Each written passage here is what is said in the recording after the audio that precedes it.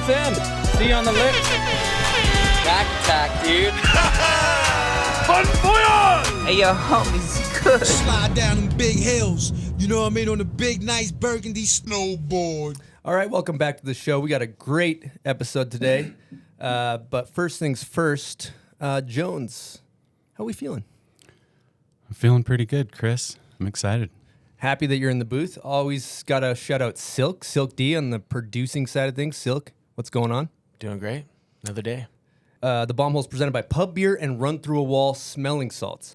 And the man of the hour, we have Travis Pastrana in the booth. Travis, what's going on? Nothing much, guys. How y'all doing? We're doing great. What brings you out to these parts? Well, this is where Nitro Circus started. Now we got NitroCross. So at the end of the day, we just like to fly things here in Utah. It's a state of sport, you know. Mm-hmm. So what's the deal with the event? I saw you guys got like a 130-foot kicker. Thing looks aggressive. It is aggressive. It's actually, you can see a lot of grown men cry if you come out to watch the practice runs. Last time we were like, don't NASCAR it. We had Steve Arpin came up and he went around it like 50 times. We're like, dude, we're running out of daylight. Like you got to jump the jump. So he's like, all right, I'm in this time. He comes around the corner and we have it so you can't really, you can go too far, especially now with the e-cars. They're 1,000 horsepower, but it's really tough to make out of the corner just so that people don't get scared and go like 300 feet, you know, because our cars go 0 to 60 in at 1.2 seconds, and you can be, you know, pretty much at 200 miles an hour like that, which would be way too far if you've ever hit a jump at 200. I never have, but I wouldn't recommend it. So this guy, Steve Harpin, NASCAR, comes out. He made a right-hand turn before the jump. He's a little discombobulated. Got all the way to the takeoff, and he still wasn't quite at his speed at the bottom, and he panicked, locked the brakes up in full Wile E. Coyote in the Roadrunner. He was pivoting like cartoon style. No. And it's cool because it's a 3-story, it's a triple cross. So we have the bottom lane goes under, the middle lane jumps over the bottom lane, and the top lane, that's 130 foot, 130 the sweet spot. We're talking 96 gap-wise, and it flies over both the other lanes. Wow. And is that bigger this year than ever before? No, or has this been the size for a minute? This is the size, but now instead of 650 horsepower supercars, we have 1,000 horsepower electric cars with another 100 horsepower boost. They call it push to pass in like F1 if you watch any of that racing. We really can't use it because from 1,000 to 1,100, you just spin tires. But it's cool because it's the first form of racing I've ever been in where it's not like, okay, who's got the fastest car? It's no one can use all the power they have. And if you do, you're flipping. Wow. So it's been fun.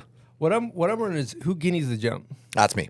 But ironically, last night I jumped on Greg Godfrey's old Baja Beater 450, and I hit so we put a little jump before it, which we never did before, just to slow down the e-cars even more.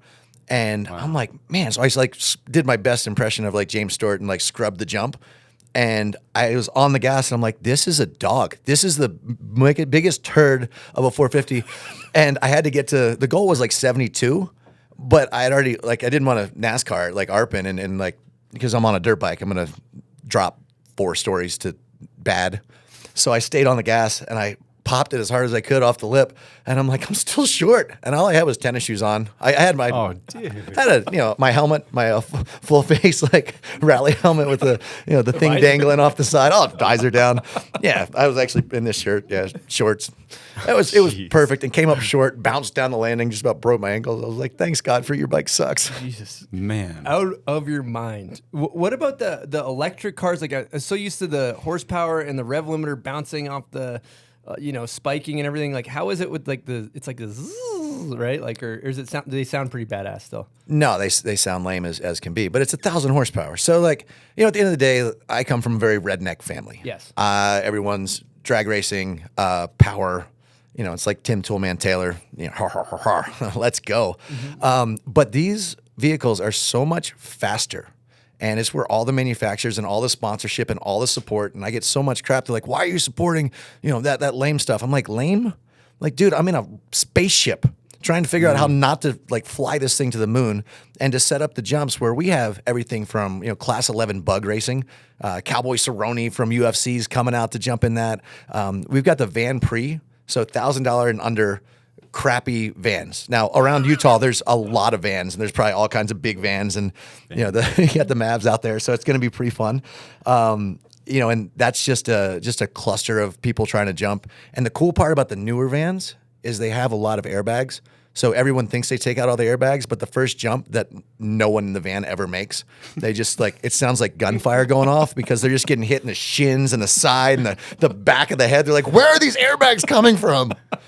You run a camera inside of those things? Oh yeah, it's great. No, it's amazing. But so we keep a little bit of the Nitro Circus feel to NitroCross, which is, I mean, we've had Kyle Busch, who's multiple-time Cup champion, and Chase Elliott, Cup champion as well. We had F1 champion come out. Now, the coolest part about the F1 guy, Jensen Button, awesome dude, came out. He's like, this is going to be so fun. I can't wait to fly a car.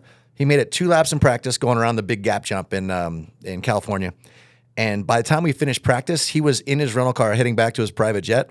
He didn't hit the jump. He's like, man, it looks smaller on TV. Man, wow. I love how, racing is like this big buttoned up, like factory team. Like, people are so serious. It's always good to have that lighthearted approach to racing and keeping it fun. So the interesting part about NitroCross is I was racing NASCAR, and honestly, not a rear wheel drive guy, not a pavement guy, but I was having fun, but I'm competitive like you guys are. And I was just crashing almost every race because if someone's faster, like, I don't know, I'm like, if they're driving faster, I can drive faster. And then I'd, smash off the wall. So I got 10th at Daytona a few years back, spinning backwards across the infield as another car is like flipping over me. And, I was about to cry. I was like, Dad, I'm going to get fired. I crashed like every race. He's like, son, I would give my left nut to be able to go 180 miles an hour backwards through the infield at Daytona. He's like, this is awesome. And it made me think, I'm like, why do I ride dirt bikes? Why BMX? Like, I just want to hang with my friends, push ourselves, and do stuff that's fun. And that's why we started NitroCross. The tracks we have snow tracks, we have all pavement tracks, we have all dirt tracks, huge jumps. Like, honestly, the guys are kind of scared shitless when they get out there, to be quite frank. But it's that 98% excited and 2% scared, or maybe the opposite way around. That makes it more fun than like the NASCAR guys. The racing is great. It's super fun. It's a competitive sport, and the competition is what makes anything fun, really. But when they go out and drive the cars at 200 miles an hour, there's no, like, they don't think, oh, this is going to be a fun day. They're like, oh, well, I got to find a half of a quarter of a tenth of a second out there, or, I'm going to lose my job. Mm-hmm. And NitroCross, everyone gets off the track and practice by themselves with the biggest smile. And we all go, even to our biggest competitors, and we're like high-fiving, oh my God, you almost flipped there, you did this. And I'm like, it brings it back to me being a kid, riding my dirt bike, just going and finding jumps in the hills, Oh, you love to see it. Absolutely. Well, I'm going to change gears here for a second because this is generally a snowboard podcast, right? And I haven't seen you on snowboards a lot. But one day. I do remember One seeing time you only. at the DC Mountain Lab attempting a backflip, and I would love to hear you kind of walk us through that experience. So I snowboarded one time when I was 10. And I'd been skiing like once before that, but we'd always ridden motorcycles. That was kind of our thing in the family. Even when it was snowing, we'd just ride dirt bikes. And I didn't have a great experience. East Coast, it was my tailbone was really sore. My dad kicked my butt. He's like, you're crying. You're supposed to be having fun. Like, it hurts. So then I blew out my ACL when I was 11 and didn't get it fixed until I was 13. And then I broke my back when I was 14. And then I turned pro in motocross and then I broke everything else and really hadn't had a chance to do anything in the winter until I saw you guys with Ken Block at the DC Mountain Lab. And I tried to go down the hill, and I was just like, I don't do anything sideways. My wife, Lindsay, skates, snow, like, she loves everything surf sideways. It just doesn't compute in my head for whatever reason. So there was not a big jump, but it was big for me, jump at the bottom. And I thought, all right, I'm going to backflip. They're like, you can't snowboard. I'm like, I know I can't, but if I can get in the air, I can backflip. So it took me half the day to get enough speed where I actually went off the jump without just slamming on the face. And I took off, and I was like, yes, I'm in the air. And I did a perfect backflip, but I put both of my feet straight and just about bust out all my teeth on the landing. I was like, you know what? I'm good. Hot cocoa and... Yeah, we call that a scorpion in snowboard. I don't know if you guys use that in moto. Are you guys familiar with that term? Yeah. Oh, yeah. Okay, good. Yeah. There's some quote. I thought you said, like, I backflipped the damn lawnmower for Christ's sakes or something, and then you're like, yeah. Well, everyone was making fun of me. I always say everything flips. They're like, well, can you flip a snowboard? I'm like, if I can get in the air, sure. You're like, if I can, gotta get in the there. video, he's like, if I could just make it to the ramp, I can do a flip. Which we don't call it a ramp in snowboarding, which is also amazing in its own right. Sorry, my bad. All good. So No bad. I really think, your upbringing is really interesting, is, coming from a military family and stuff, and just the ideals that he kind of instilled on you. I'd love to hear you kind of elaborate on that. No, my dad was a drill sergeant in the Marine Corps, and I say once Marine, always a Marine. And my uncle was quarterback for Denver Broncos. All my cousins were Division I, wrestling, rugby, football. I was the runt of the family. I realized really quickly that I was extremely durable because I got beat to crap all the time. I was kind of the youngest cousin of the group. And they all loved motors. They all loved that kind of stuff. And I realized that flipping off of high bridges into the water in the summer, riding anything with a motor, I didn't have to be stronger than all of my uncles and cousins. I could simply be crazier. And because I realized I was extremely durable, and I get like really giddy when I get scared, and time slows down, and it's like this blessing in disguise. It's a two-edged sword, because I enjoy that feeling. I enjoy pushing myself to the point where you're like, oh, this is bad. And then you got to figure out, like, okay, if I do this, I'll break an ankle. But if I don't, I'll break my back. And if I do that, they're all bad decisions. But those moments, like, I don't know, it just makes you feel alive. So I found my calling with motorcycles because I didn't have to be stronger. I just twisted the throttle more. Oh, that's so good. We happen to have a guest question from Davey Coombs. Here we go. Yes. Yeah, hey, this is Davey. I grew up racing back east, actually, West Virginia. And I don't know if I'm dreaming this, but tell me I'm wrong. I was at a track called Big Berm, which is in Maryland, and there was this little kid on RM80, and he was the only one hucking this huge double that even the 100cc expert class wasn't jumping. But what's crazy is I think the kid had a Wile E. Coyote stuffed animal attached to his chest protector. Am I dreaming this, or was that like a young Travis Pastrana? Yeah, so Davey's awesome. He runs all the moto stuff. But so I used, Wile E. Coyote was, everyone said I was like Wile E. Coyote, because even as a kid, I pretty much strapped myself to every rocket that I could find and hucked myself. And for some reason, I had this amazing gift of always just being able to get back up. Like, I would just ragdoll myself and still come back and like win the race. Handlebars bent, clutch levers off, and I'd be laughing when I got done. I'm like, did you see that send? So I was the one that always had banners in my tire, because if I couldn't do the jumps from the track boundaries during the race, winning, losing, didn't matter. Like, I'd find the biggest jump that I could possibly do, and I would figure out a way to go through the crowd or go through the fence or hop over something, cut the track to hit the biggest jump. Kind of frowned upon. Actually, my parents kind of took a lot of crap, and because my dad's brother was, quarterback for Denver Broncos and everything, he's like, look, you'll never make a dime doing what you love. He was the best athlete maybe that ever came out of Maryland, definitely our hometown, and he still works community college all year and works construction with us in the summer. And like, but every day that you can do what you love to do it. And they always encouraged me to kind of follow my dream, because my uncle got beat up a lot. His knees were shot, his shoulders were shot. They, back in the 60s and 70s, they weren't easy on the NFL players. They didn't know a lot about health stuff, so a lot of concussions and whatnot.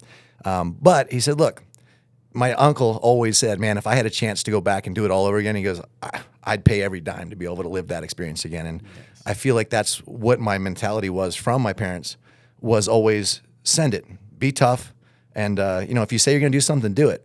So, not to get off subject there, but there was, at a national championship, Ponca City, there was a 110-foot jump, and just the way it came out of the corner, Kevin Windham was the only one doing it, and he wasn't doing it on his 125, he was only doing it on the 250 class.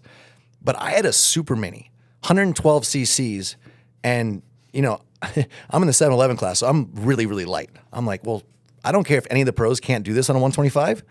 My power to weight's got it. So I told my hero at the time, Guy Cooper, I was like, hey, Guy, I'm gonna jump this jump. He's like, there's no way. I was like, dude, I'm gonna do it. And I got there in the first lap practice. I was like, oh, it won't work. It's not gonna make it. And I saw Guy Cooper on the next to last lap watching my practice. And I was like, oh, it's gonna suck. And I launched it, and I landed short, right about where I thought I was gonna land, about 100 102 feet of the 110 kind of on the face.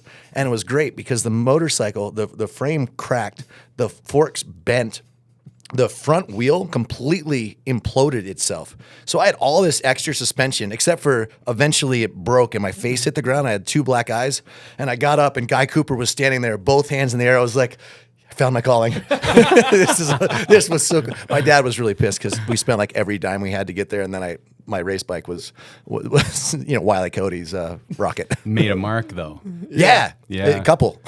And like, just to jump back real quick to that almost acceptance in your family, like you came from that space and you called yourself the Runt. I'm curious when. I mean, it sounds like the support was always there, but when did they kind of roll and stop the beat downs and they're like, Never. Travis is our guy. Never. Still. Respect. Well, there it is. No, I mean that's the fun part though. Till the end. Yeah, and at the end of the day, the family was always super supportive. Even my mom's side was more like, make sure you get the education and that kind of stuff. But my dad still, he's like, we just built a trampoline. It's the world's biggest trampoline. Guy set a world record, 48 feet over the top of it. I actually backflipped a dirt bike underneath a guy that was getting double bounced on a trampoline. Dude. And my dad just came down, he looked at it, and we had also like a big swing with Nate Wessel had put a paraglider motor basically on our back on a seat, and then we were going around, and it all went horribly wrong. And Dad's like, you guys never grew up. He goes, except your trampolines got bigger and your swings got dumber. Just build the toys to meet the human.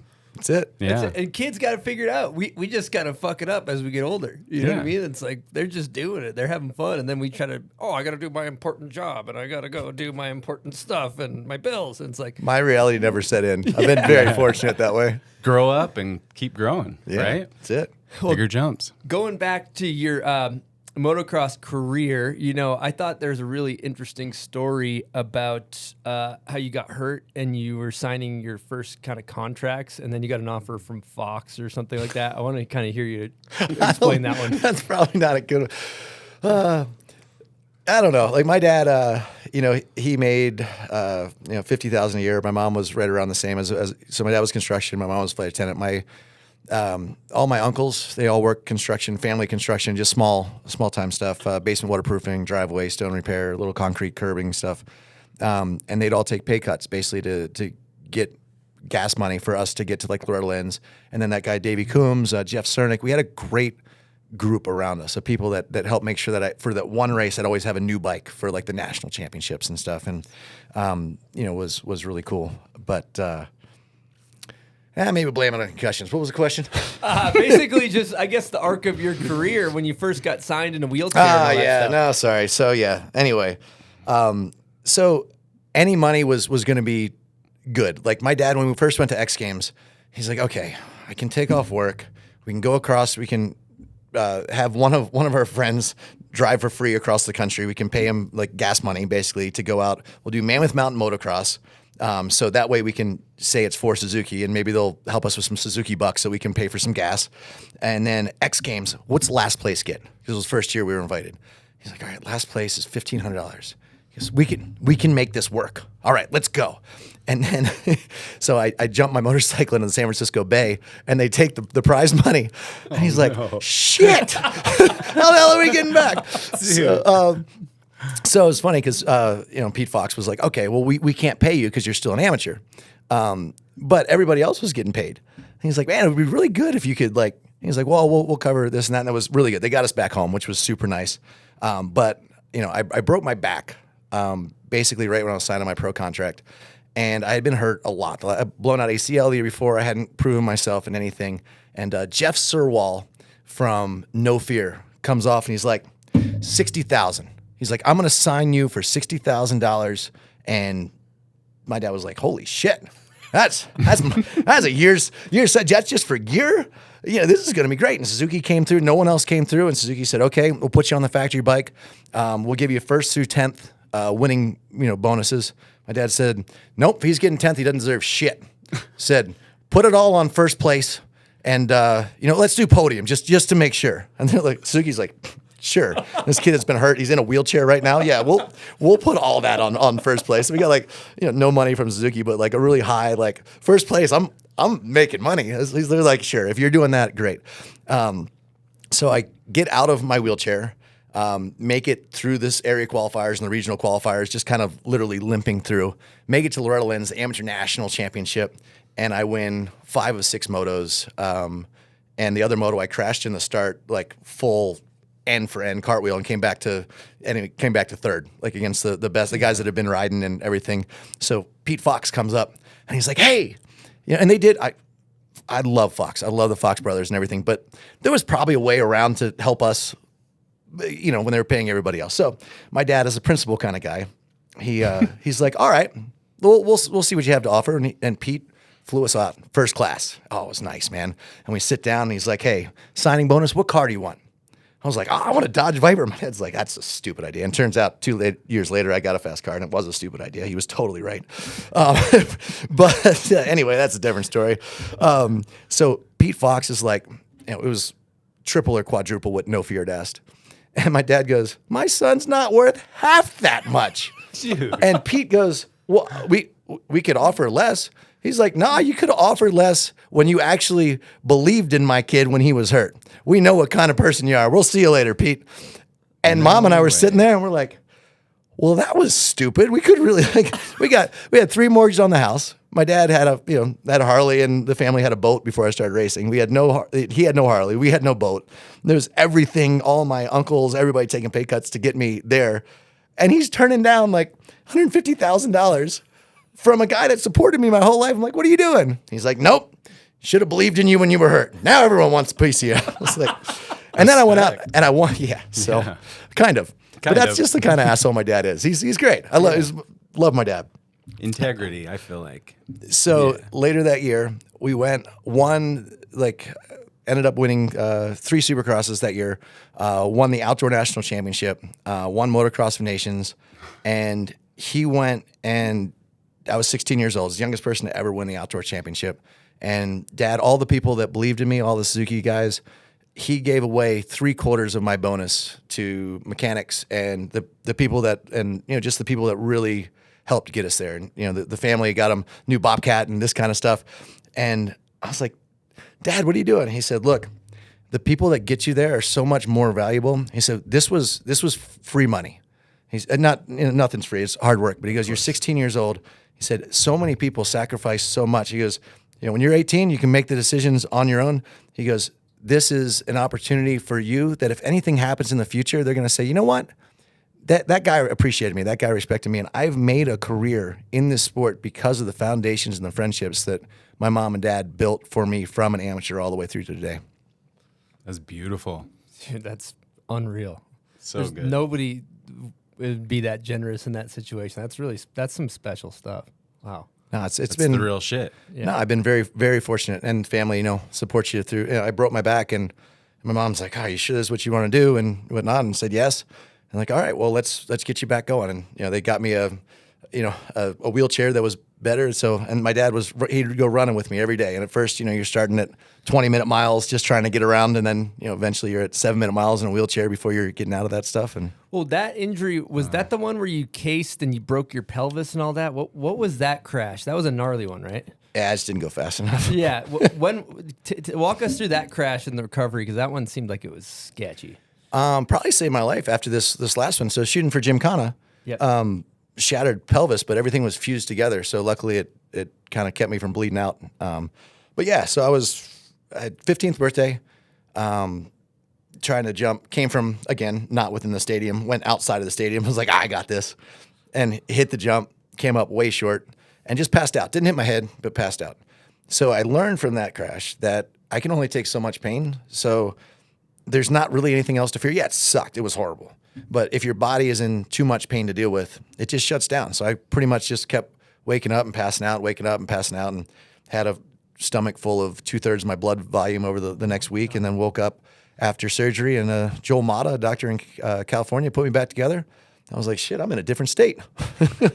And then my uncle, Uncle Alan, who played for Denver, he's taught health and PE and football, obviously, and lacrosse at community college. And he had me in the senior citizens classes that he did, getting core strength back up and everything and it's cool. That whole family just really always came together and helped me to just learn from every mistake and try to do better the next time. Man. Heavy. Yeah, I love it. Heavy. Well, we got a guest question from Todd Richards. Here we go. Hey, what's up, Bombhole? Todd Richards. I got a question for Travis Pastrana. Hey, buddy, I got a question about, you are well known throughout the action sports industry as being the ultimate instigator / motivator. And you've coined the phrase, you got this. And you have this way of bringing out something in people that maybe they didn't think they could possibly do, or, they just access something that you see that maybe they don't. And the question I have for you is this something that was taught to you? Were there older guys that kind of, would tell you, you've got this? Or is this something that you drummed up yourself to basically either A, amuse yourself as you watch your friends just cartwheel through the dirt or whatever it is that you have set up for them? Or is this really, some kind of next level motivational speak that really does get people to tap into something that they don't know about? And I mean, I've experienced it with you, and it is a crazy thing. Just talk about that for a second, because I think it's really, really impressive. Best of luck to you, with the whole Nitro Rallycross. It's the coolest thing ever. It's amazing. Travis Pastrana, you're my hero. Thanks, guys. Wow. Dude, coming from Todd, that's cool. I'm going to reflect on that for a second. Dude, he's been someone I've looked up to for a long time and helped us out a lot with Nitro World Games, getting that off the ground, and just an awesome all-around guy. But I think, so I was always tall for my age, and most of my friends were a few years older than I was. All my cousins were stronger than I was, so I always had to kind of keep telling myself, like, you got this, you can do it, and kind of thinking the consequences through. I think one thing that my dad had always instilled in me was not like, these are the rules, but why are the rules there? Know why every rule is there before you break any. And if someone says you can't do it, think about it. Like, is it you can't because of a law or rule? Why is that rule there? And are you going to get hurt or you're not going to get hurt? What do you know that they don't know? This is not a great thing to ever teach your kids, but in a lot of ways. But the reason that it is so relevant today is that when I go out there, and now even teaching my kids, like, my daughter was at Woodward and we were on the 3rd story. I don't know why we were up that high, and there's a little like airbag mattress below. She's like, is this going to hurt? I said, I don't know. Like, it depends on how you land. Are you good enough to land there? Like, so just teaching the kids at an early age, like, understand what your abilities are. People that come to the house, for example, they either do everything with blind regard to consequences, or they do nothing because they're in fear of not knowing. So if you can put together kind of this group of people like we always have at Nitro Circus, where you got the R. Willies, who's good on just about everything. And, even if you look at Trevor Jacob, snowboarder friend of you guys, he came out to the house, and I was trying to, with Aussie roll, like a double cork 10 or in snowboarding, or 2 flips and 1 twist, somehow put it together, whatever you guys want to call it. And I went out, and the first time I went up, and I couldn't get it to the airbag because just how the setup was, I wasn't willing to go that high, and I wasn't getting it around all the way. And I already had a couple broken ribs from earlier that week, but it was a great setup, and I was like, all right, let's go. So I came down the hill, and I tried it, and I bailed out the first time. Like, I just got lost, got scared, and I landed, and I don't know if I want to tell this story, but I'm going to tell it anyway. I didn't have a concussion, but I closed my eyes briefly on the landing, and then when I opened them, all my friends were magically there, and someone pooped in my pants. I still haven't found out who it is yet. And so anyway, that happened, and then everyone's like, dude, you should go back. My wife's like, literally, you were given a $500,000 budget from Nitro Circus to make this movie. We're in $1.1 million of my money. That's what my wife's saying. And now you're potentially going to go out to do something for free, for nothing, in your backyard where you might be paralyzed or killed. You already have poop in your pants. Like, just call it a day. Go. What are you doing? And Trevor Jacobs comes over to me and says, I think you got it. And everyone else was yelling, no, don't do it. Don't do it. Don't do it. And I talked to, I'm like, if anyone knows a double cork 10, it's going to be Trevor in the snowboard. Yeah. He goes, look, you just can't check. He goes, you checked as soon as you spot that landing after your first rotation, he goes, you don't have that much time. Yeah. He goes, you have to, wherever it is, you have to square up your shoulders, you have to go. He goes, I know you can do it. Can you do it? And I said, I can do it. He said, then stop fucking around because you're going to kill yourself if you half-ass this again. Sick. And I started my bike up with my poo pants and I went to the top of that hill and I stuck it. You greased that in poo pants. I did, greased is Greasy. Yeah, Yeah, he greased it. He greased it. Incredible. But it was because of Trevor Jacob seeing something. Trevor wasn't going to tell me to do it unless he saw. We're not going to tell someone to do something unless we believe that it can be done. But that doesn't mean that the person. So this has been a hard thing for me, and kind of what Todd said. Like, just because someone can do something doesn't mean they're mentally capable to do it. And just because someone can't doesn't mean that they're not mentally strong enough to overcome the odds and make it happen on that one time. Maybe it's a 1 out of 100, but they're going to figure out a way to land on the wheels. And that's a Trevor moment. When Trevor gets in the air, like my cousin, we call him Special Greg, he'd always figured it out. When everything was on the line and like he's going to get hurt, he just didn't get hurt because he figured out how to make the best of his worst scenario. So I'm learning when to encourage people, when not to, especially now with kids. Like, I want to see them push through their fears when the worst case scenario is still okay. But when the worst case scenario is really bad, like a lot of the car stuff and the riding the motorcycle stuff and the jumps, my daughter, she's still, she's 9. She doesn't understand because she hasn't been in that big crash. She doesn't, when she's driving the Can-Am, I won't let her drive when there's other people around back. And she's like, Dad, I'm fine. I'm like, but I see that you don't understand that if you don't know that there's someone not back on the track, you're still going to come around this corner at 50 miles an hour. Like, that's just, it's the risk to reward. It's the understanding. I mean, you guys have seen so much stuff happen. I'm way more of a sissy now when it comes down to people going, oh, let me try that. And you look at them and you're like, I don't think you should do that. And I say that more often than everyone thinks I'm just this guy pushing people. But at the end of the day, I'm more of the safety guy going, okay, I believe you can do this, or I believe you shouldn't do this.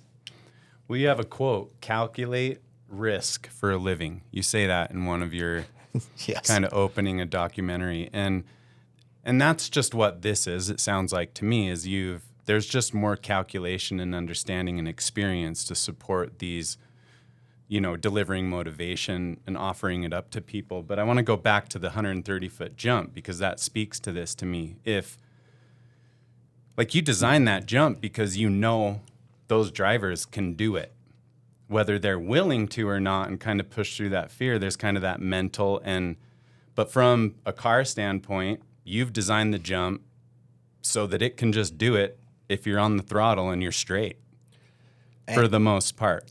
Yeah, there's always risk. And when you're racing scenarios, all of a sudden that jump that is fairly easy by yourself. I mean, the first jump is, like, is always really difficult. And then once you do it, you're like, okay, this is the speed. I got the feeling. But now we might be in the dust. We might be in the mud. We might get bumped on the way up to the takeoff, or someone gets a flat tire and they cut you off, or racing is very, very difficult. And to be able to do these jumps with people that maybe haven't grown up in motocross or snowboarding or BMX or anything that's flown, these guys are car racers. And it's not the car racers of the 70s where you're going to start with 20 F1 drivers and 2 aren't going to make it through the year. Or the Group B days in rally where, the same thing. They call them the killer bees for a reason. But when everything in the world is going to, restrictor plate races. And restrictor plate races are great, but like I got 11th at Daytona this year, and I'm not nearly as good at NASCAR at rear-wheel drive as anyone that I was racing. Just a little bit of dumb luck and the fact that they restricted how fast the top guys could go to make it a little bit safer. Now that it evens the playing field. So NitroCross, I want to take this sport and uneven the playing field. I want the better drivers, the ones willing to take those risks again, come out on top. And it's not for everybody. This sport is like, we've had Kyle Busch jumped in, and that guy's amazing. He got 4th in a NitroCross in his first ever race. Chase Elliott qualified for a final. I think he got 9th. Austin Cindric's been over. There's been a lot of kind of crossovers. A couple of IndyCar drivers. Connor Daly, who led the most laps Indy 500 last year. I think he ended up 6th or 7th the first round. So the drivers can do it, but it's a matter of when they go out there and they see the track and they say, I don't, like, why? And it's not for everyone. It's for the ones willing to push themselves and the ones that want more power they know what to do with. And it's in the driver's hands. Damn, that's insane. All right, we're going to take a break and talk to you guys about Bubs Naturals. Big news from Bubs. They got new branding on their collagen, on all their products. How you liking that branding, Jones? I think it looks good. They're always updating, keeping it fresh. It's clean. And I have been chugging the Bubs Natural Hydrator Dye. It's basically an electrolyte solution. You mix it in some water, shake it around, and it just keeps you hydrated, which is nice. They also got no artificial colors, no added sugars. It's made from nature, from all good stuff. And the thing I like is I drink about twice as much water because it actually tastes good. So it's good to stay hydrated out there. What else? What have you been on from the Bubs products, Jones? Man, from day one, the protein collagen. I mean, it's just a go-to for my bones, for my joints, my skin. I feel better when I'm on it. So I just stay true to it, really. Coffee's a dope addition. Yeah, it just came Love out. that. Bubs Brew.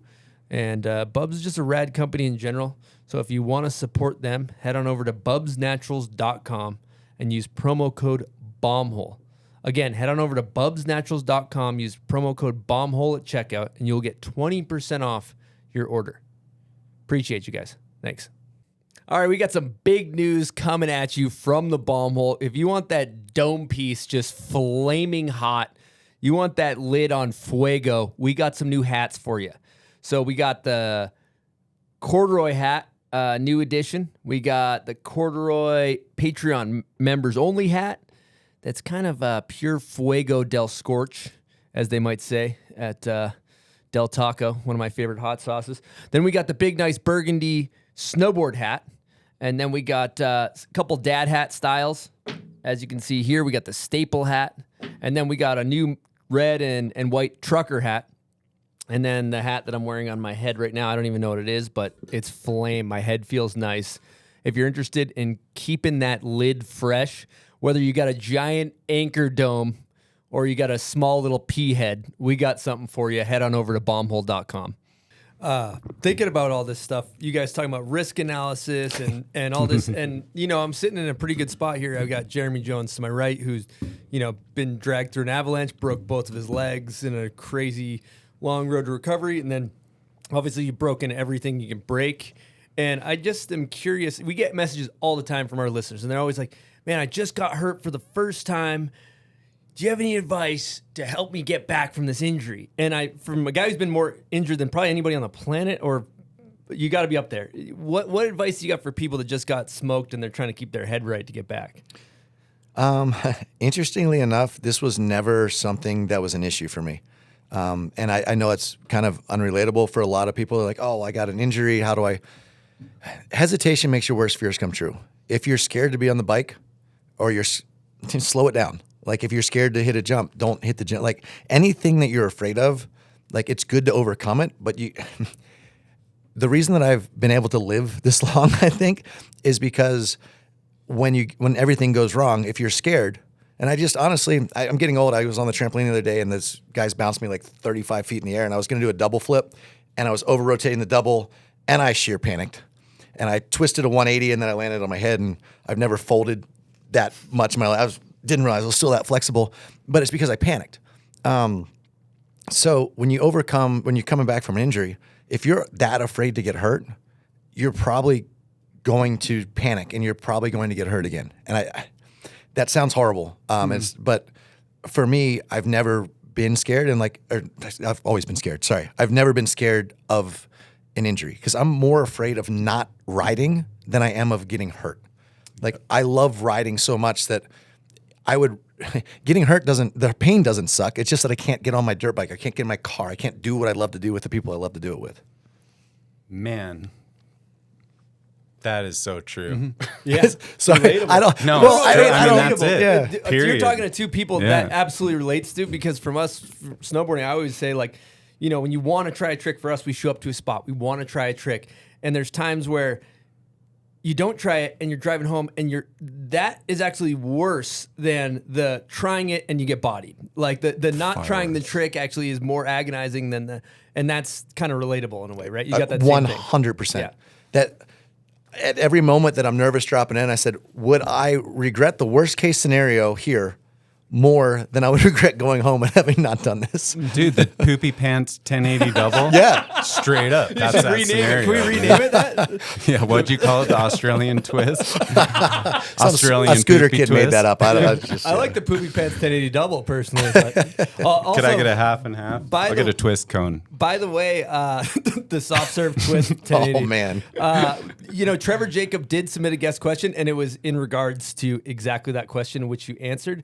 But I think this is a good time to get into what we call. Oh man, I took away the guest question. I'm sorry, Trevor. It's all good. He said some very kind things, and he's stoked. But we're gonna get into a section of the show called "Run Through a Wall."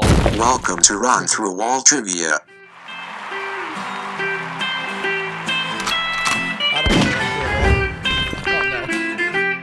You're fired. Where's all the smelling salts? There's about 100. Grab in that. May Run I through ask the what's big- in the smell? Is this like to wake you up from a concussion, smelling Big salt? run through walls They're here. full. Yeah. Oh wow. Okay.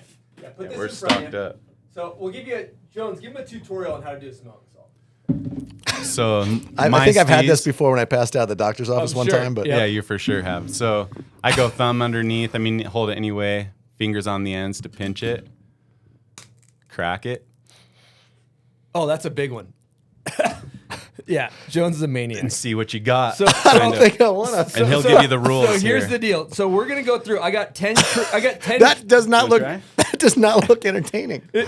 So we got 10 trivia questions. If you get the trivia question wrong, you got to do a salt. Okay, that's how we run this show. What if you get all 10 wrong? Then you got to do 10 Then salts. you're doing 10 salts. So and the idea here, Travis, is that if you get it wrong, I'm asking the next question while you're still recovering from the salt.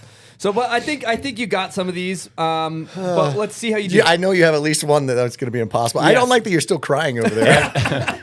Hey, could I get a few more of those? Everyone you get Here. right, I'll hit one too. Okay, whoops. Okay, here we go. First question.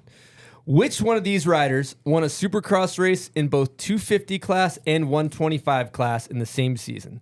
Ezra Lusk, Jeremy McGrath, Kevin Windham, or Ricky Carmichael? Wait, hold up. It won a 250 and a 125. You count them down 5 seconds. 5. Well, Wait, no, hold up. Wait. I was confused because Okay, which- because you can't run both in the same series. So what? Go again. Which of these riders won a Supercross race in both? Oh, Kevin Wyndham. Sorry, correct. I know Yeah, that was he was the Okay, only one I think who ever. was Needed the, who was the understanding. closest? Who was Jeremy McGrath's closest championship rival for the 2000 Supercross season? Carmichael. 5. Nope. Hold on. Oh, Hold on. I get the. Okay, now hit it. It's gotta hit a David salt. Villeman. David Villeman. I was gonna give you a 4 people person answer. Wait, no, but you're not. Who was Jeremy McGrath's yeah, closest that's right. championship rival for 2000 Supercross season? you can get it closer than that. Get in there. There we go. It's horrible. Yeah, Carmichael actually is 2000 season. He was on his face most of the time. Yeah, it's 2001. Yep, Villeman. Okay, next question. Naval Support Facility Thurmont in Maryland's Catoctin Mountain Park is the official name of what presidential retreat? 5, 4, You don't give me an option. 2, Shit. 1. All right, you got to smack another one. Camp Smack Camp assault. David. Get it. You can go. I only White. got one. Oh, Here. wait, no. Here, Oh, here. yeah, you got a jar there. Jug. I hate you guys. Okay, who was 2021 NitroCross champion? 5. Me. 4. Okay, If you can't win your own series, I mean, who has the most monster truck wins of all time? 5. Tom Mentz. Not Dennis Anderson? Mark Hall, Raminator. No! 25. Yeah. No, wait. Monster Jam World Championships. I just said monster truck wins. That's what I googled. That's the dumbest thing I've ever heard. I'm not. I mean, I'm gonna do one, okay? But like, seriously, dude, is he Tom Mentz or Dennis Anderson? You might gotta have like to fact check this. This might. You know I- what? yeah, I'll yeah. do one. I'll do one. No, I'll well, do one for the hold bad up. question. Can we? All right, I'm in there. Okay. Okay, that might Am be I supposed to do it too? But he's No, wrong. you're He's clean. wrong. You're good. Okay, You're I don't even. actually know the answer to that. I had to do Googled it. some catch up, but I'm Okay, good now. next question. Which former Supercross champ converted his talents over to GP motorcycle road racing? G. Michelle Bill. Yes, that's correct. You got to do one, Wow. Jones. Okay, last question. What is the record for the longest wheelie on a motorcycle? 5, 4, Really far. 3, I was guess I'm supposed to get the rest right. 1. Let's go with 134 miles. 310 miles. Oh, that was a guess though. All right. I'll take That's it. the Almost last out. question. So good job on that. Why? Like, We haven't done like the double yet. Yeah. We've seen the two. Silk, you need a salt? Yeah, pass one. like, is this Travis, like? I will should you have send asked me a more salt? questions. Am I going to fail my drug test? No, Like, no, what- no, no. You're clean. No, you're good. So basically, Want to toss me one more of those? here's the deal, Travis. We saw hockey players doing the run through wall salts on, and we just started doing them on air for really no reason. That makes sense. Yeah. Anyway, run through wall smelling salts available at bombhole.com. Just gotta say that right there. All right, maybe we should get into. I feel like it's just if someone were to just watch this, like the image of what's just going on right now, is just not. That's fine. Okay. We're doing everything's good here. They're organic. They're farm Grass fed. They're grass fed actually. They're grass fed. Gluten free. They're gluten free. Sticks Yeah. inside your nose. Just Yeah. stick 'em up It there. like sticks on the walls. Yeah, they're gluten Hangs free. for a minute. I didn't know this would be so emotional. Yeah. We get deep. All right, we got to talk about. You've been asked about it a million zillion times, but the double back at X, dude. We got to get into that. I'm sorry. All right. Tell us about that whole experience. You know, a backstory that I could tell you that's probably not been told too much anyway is that I'm trying to get into rally. Ken Block we get rally into the X Games for the first time, 2006.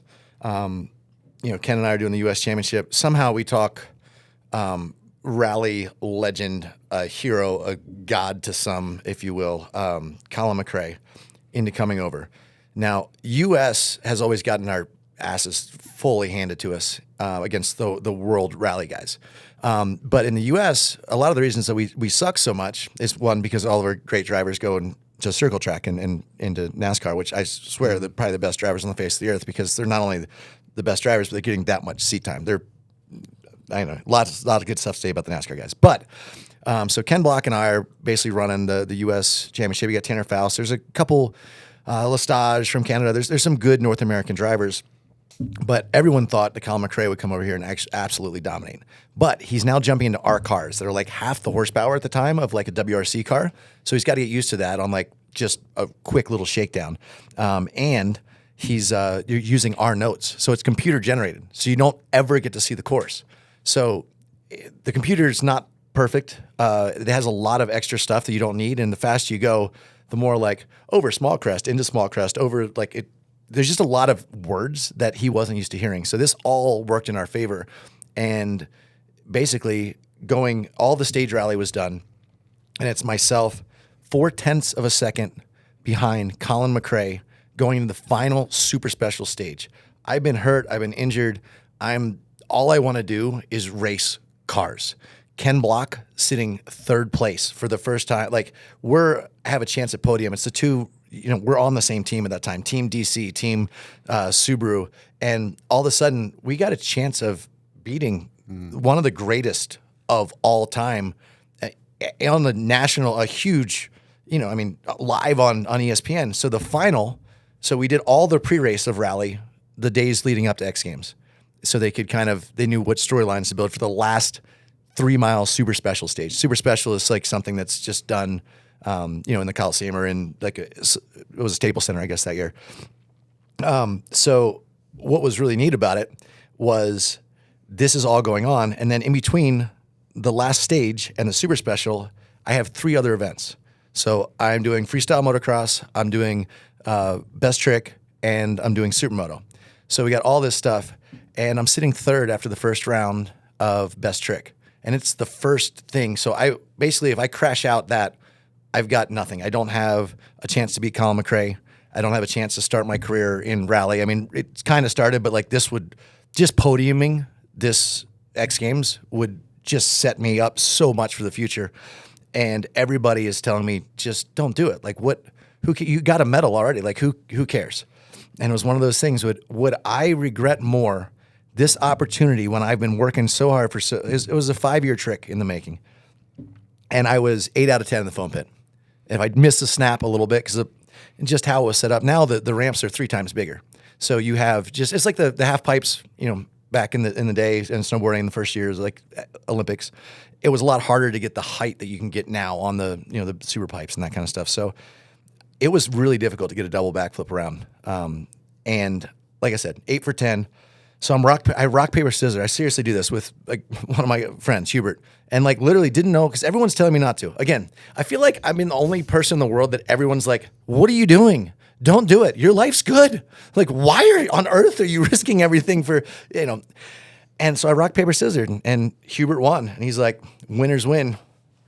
We literally worked all of July, which is super hot in Maryland, and all my friends took off work to basically rotate through putting these hell days to get me out of this foam pit and to make it as easy as it could on me to learn this without getting too tired and too beat up. And they're fluffing the pit and they're, hooking the bike and pulling me out. And they worked their butts off for a month. And he was just like, get up there and go do it because I know you can. I said, all right, thank you. It's the only person that had my back there. My mom's crying. The reporters are asking her on the side. Like I walked by and the reporter goes, so your son could die today. How do you feel? And my mom just starts bawling. I never wanted to like just shake someone so hard in my life as that reporter. I'm like, what are you doing? You don't say that to a mom. But it all worked out and it got everyone understood. And, you had Chad Keggy and Kevin Robinson were actually holding hands on, the half pipe. And they're getting ready they're trying double flares for the first time right after this event. Something that no one really thinks about. But there's so much more going on at X Games at all times. Sal Masakela is pretty much, he's jumping up and down. Everyone's on their feet. And I dropped in. I remember smiling. And I just thought, well, this is it. Like, you're going to do it. Let's go. And a really interesting thing, I took off and my ramp was jacked up like 2 feet higher than anyone else's. And I was still probably like, I don't know, a good 6 feet from the lights that they had on the roof. But as I was coming around on my second flip, and I thought I was under for my first one. So I'm like, I just don't look at the land, just keep going. And I see these lights that are, roof height if you're down here. That's a freaky thing to see because now I'm blind coming in for the landing too. And I'm like, this is a horrible idea. And it worked. It's good. Oh my God. Wow. Salema freaking out on that still is burned into my brain. I mean, losing his mind, I remember on air, just going bonkers. Tony Hawk, it was so emotional. Yeah, that was heavy. They had to wait to start the next event because everyone was still just on their feet. And first guy to me was some random drunk guy from the stands, just taking selfies with his like wind up camera. It was great. Moments. And then I'm still this stuff's it hangs on. Got you going. Yeah. And then what about the other events? How'd the rest of that go?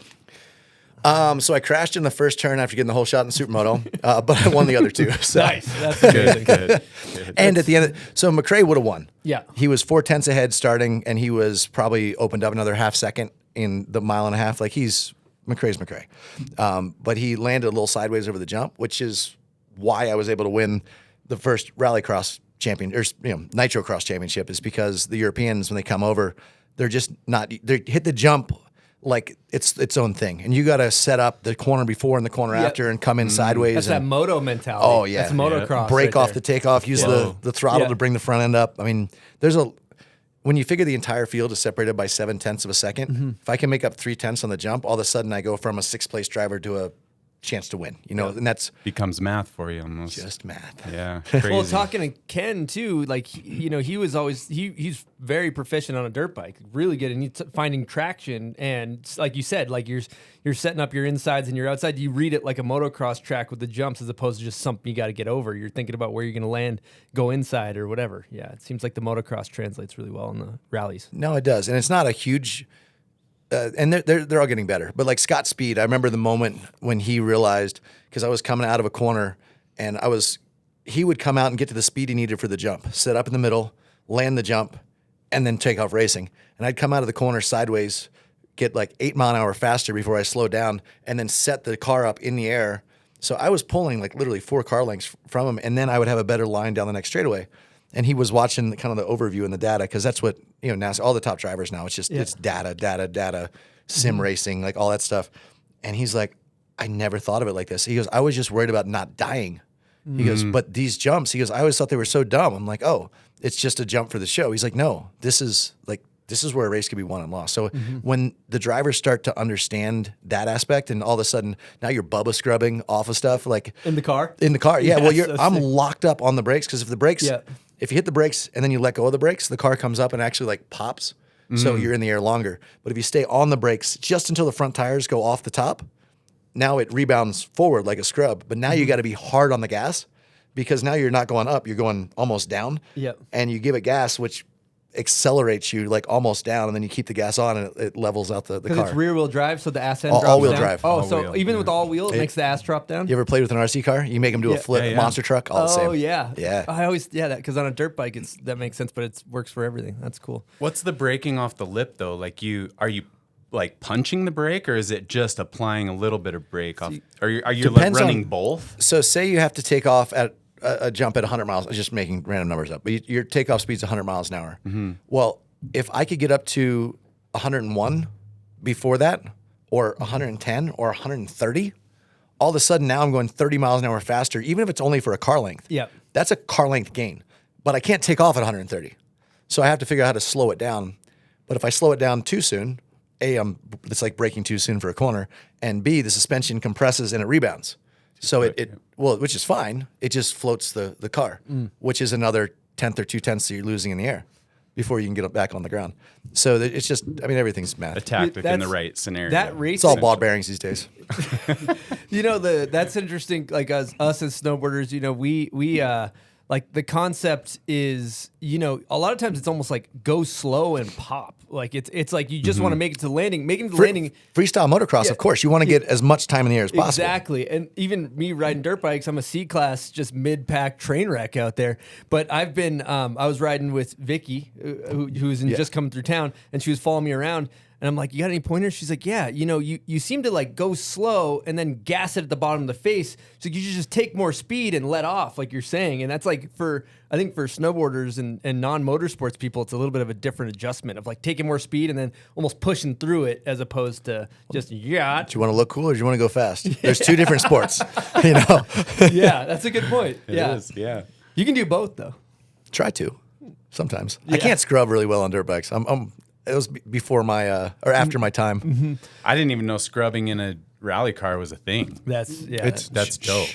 It's not classified. It's not a thing. Don't tell anybody. All right, one thing we got to talk about. I just keep thinking about your Red Bull straight rhythm. Were you on a 500 two-stroke? Yeah. That was that's one of your career most fucked highlights, I think, of all time. The end at the finish line? Yeah. Oh, Yeah. the The finish line backflip, broken wrist. I didn't break it. Yeah, I just badly sprained. But now it's fused. So Well, you got zero tranny on that, right? Yeah, Zero. it's not ideal. Absolutely nothing. Well, because we normally hit the whoops, and I had a good whoop section. I'm in fourth gear on a 500.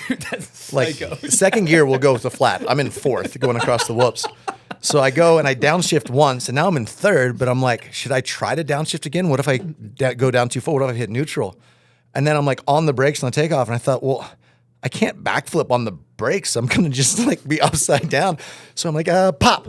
Like, too much. But yeah, it was cool. The next 5 years later, I came back to do straight rhythm again, just in the 500 class. They separate ourselves, which was a pretty cool race. And first lap of practice, I think it was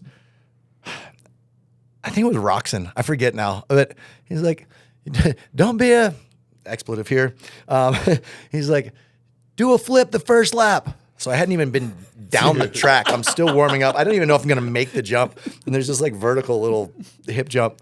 So I flipped it the first lap.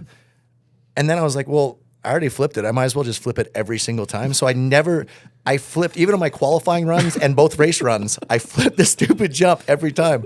Because I didn't lose much time doing it. I'm like, well, if I'm going to lose anyway, it'd be a lot cooler losing doing a flip. And if I win, so I won my first heat in the 500 with the flip. And I was like, this looks way cooler than not flipping. So yeah, that was great. Looking cool and going fast. Yeah, Doing them going both fast-ish. It was like 0.2 of a second. It was marginal. Well, winning the race. Winning one, yeah. You had to win best 2 out of 3 though to move on. All right, we have a Patreon that supports our show, and they send us questions to ask. And this one's from Sir Steezy. Now he asks, "What's the hardest thing you have ever backflipped? And also, what device have you still yet to backflip and want to?" Great question. Those are good questions. So the hardest thing I ever tried to backflip and almost decapitated myself was a jersey barrier. I don't know, like the concrete things that go on the side of the road. We didn't do anything to it. I was like, because kind of my dad, you'd be a man of your word. You're only as good as your word.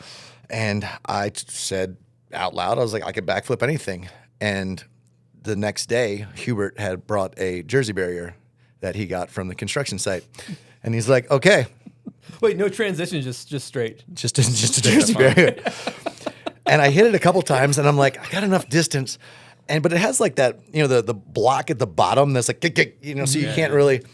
And I went like, my number plate came down on it. Like, so I almost used it as a spine and my knees, and then I head butted the bottom, and half my body's on one. Yeah, I can't backflip a jersey barrier. All right, look, I cannot backflip everything. You can't backflip a monster truck. I can't, but it can be done. That's true. I probably could now. We just didn't know. It was one of those trial, I was like, I think I can backflip a monster truck. They said, okay. Feld was like, but if you can't, you have to design and race a supercross race. I was like, that doesn't sound like that bad of an idea. So what happened when you went to commit to the backy on the monster truck? You right away you knew that wasn't coming around, right?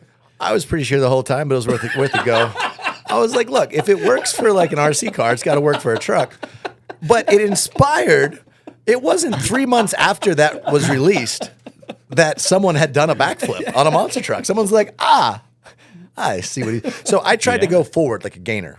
And what they do with monster trucks is they just hit a wall and like then a quarter pipe. But Tom Mentz, the winningest monster truck driver of all time, sorry, he did a double flip and he turned the wheel and kept the throttle on, and it did a double flare and he landed in a wheelie going the other direction.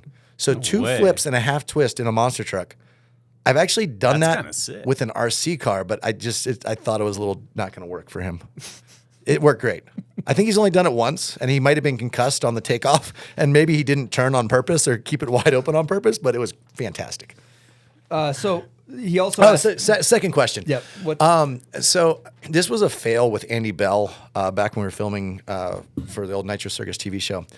We tried to flip a full dress Harley, which hindsight, we would have taken off like the fairings and at least the windscreen while we did the test, and then maybe put it back on after so we knew we wouldn't kill ourselves. Hindsight is 2020, and as my dad says, well, you could have seen what was going to happen before that took off. So, and Andy was adamant that I go on the back. I'm not really sure what that says about him as a man, as I'm like holding on. And I think he thought like his weight was, because at the time he was heavier than I was, that his weight was going to pull, and there's no way to say that correctly now that I think about it, pull me off the bike. So we went up and I was behind him because we realized that we didn't have enough weight or enough leverage to get this bike around. It was like 1,400 pounds. With just one person, because as far as I could get off the back. So we lowered the foot pegs on the back and we're like, oh, this will work. And I pulled, and our timing was very different, and Andy flips differently than I flip. And we just like smacked our heads together, and then they went upside down and then got buried at the bottom of this foam pit underneath a Harley that we couldn't figure out how to turn off. And I'm like, it's going to catch on fire, and I can't hear anything. And I got like a foot behind my head, and I was like, this was stupid. But I think we'll get another Harley, and because I mean, it's just something about that. It has to be like a. It can't just be like a road Sportster or something. It's got to be like a full dress, a bagger, basically. Yeah, like a bagger, but like even bigger, like a bagger that has like Well, I mean, we'll start with a bagger. And go Yeah, fill the bags. Speaking of bikes, that's just the only thing that comes to mind is. One of the most iconic moments in the history of Pastrana Land is Street Bike Tommy Missing the pit. Missing the foam pit, dude.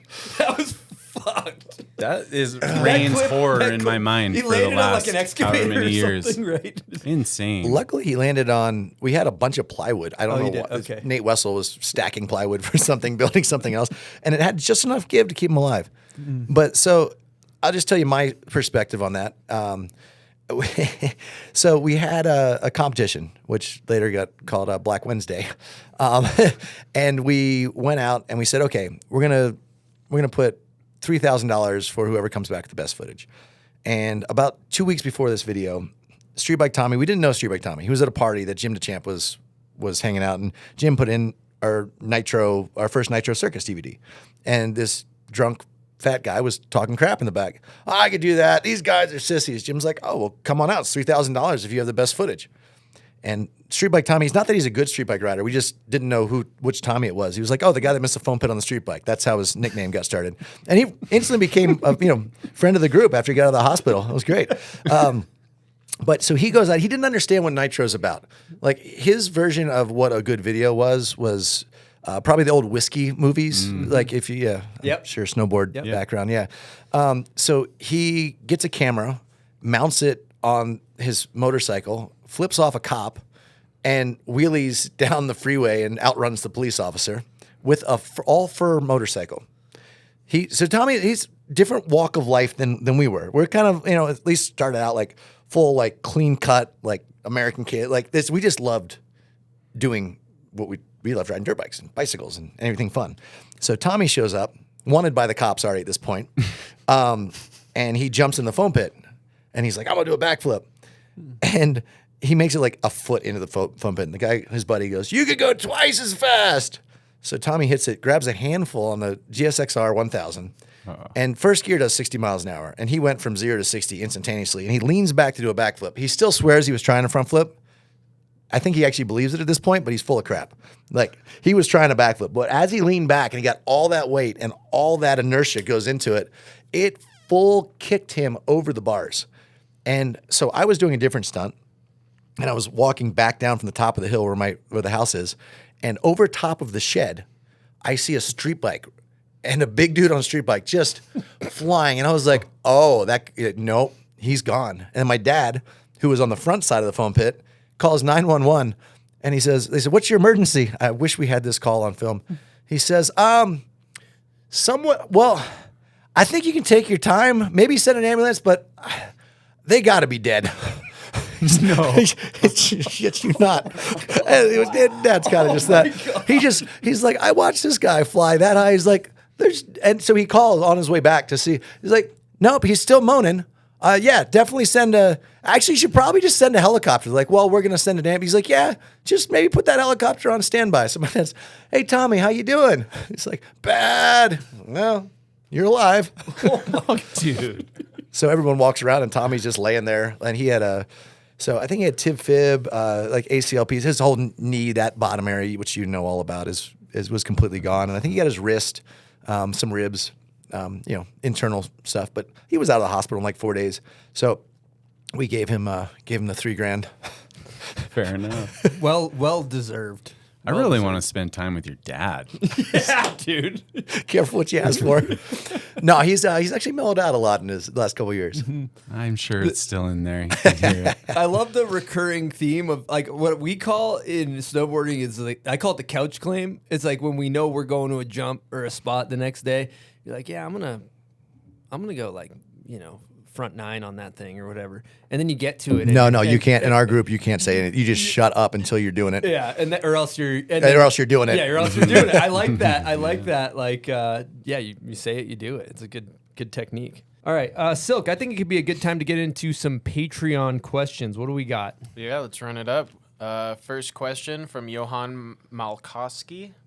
Johan saying, what are your thoughts on who would finish top 3 in Moto with each of these dudes riding at their peak abilities?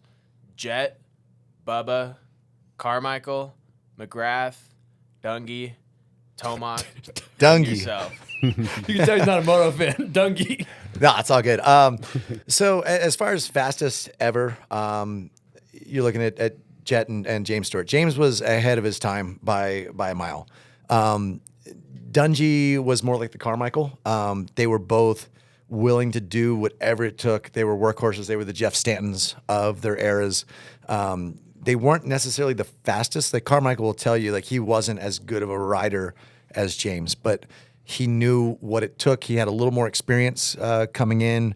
And at the end of the day, like McGrath in Supercross was the first of an era. Like if you look at Supercross, like the Doug Henrys and the Immigs and the guys that I was always looking up to kind of growing up, but you look back and you're like, holy cow, they wouldn't get top 5 in a B class. Now, no offense to like they're my heroes, but it's just like, if you look at Roger DeCoster back in the the 70s and 80s, outdoor with those bikes, they were ripping.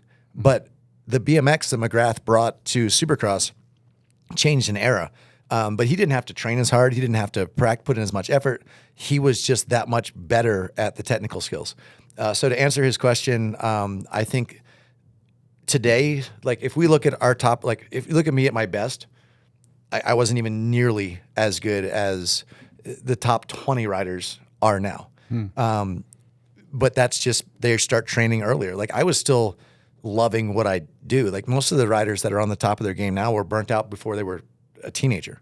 Like every single day has been training. And, Olympics has done a lot of that with kind of action sports as well, where it's a super great thing for our sports, but it's a very different culture. It's a different, it's about winning and perfection as opposed to flow, style, and fun. Not to say that winning isn't fun, and it's just a different type of person that's going to do these type of things. So for me, I think James Stewart was the best that I've ever ridden with. But I'd also say Kevin Windham and Robbie Reynard on their practice tracks without worrying about any pressure they could have held a candle to anybody ever. Mm-hmm. Sorry, that was a lot of information. But no, great. I as a moto fan, that was beautiful. I love that. And maybe hit another Patreon question while we're at it. Yeah, question number 2. This one's from Cody Ferner. Hey, Travis. With you being arguably the GOAT of FMX and your wife being one of the top female pro skaters, would you rather have your daughters follow in your footsteps or your wife's? Mm-hmm. Also, did you hang out with Jeff Ox Cargala back in the day? He's my uncle.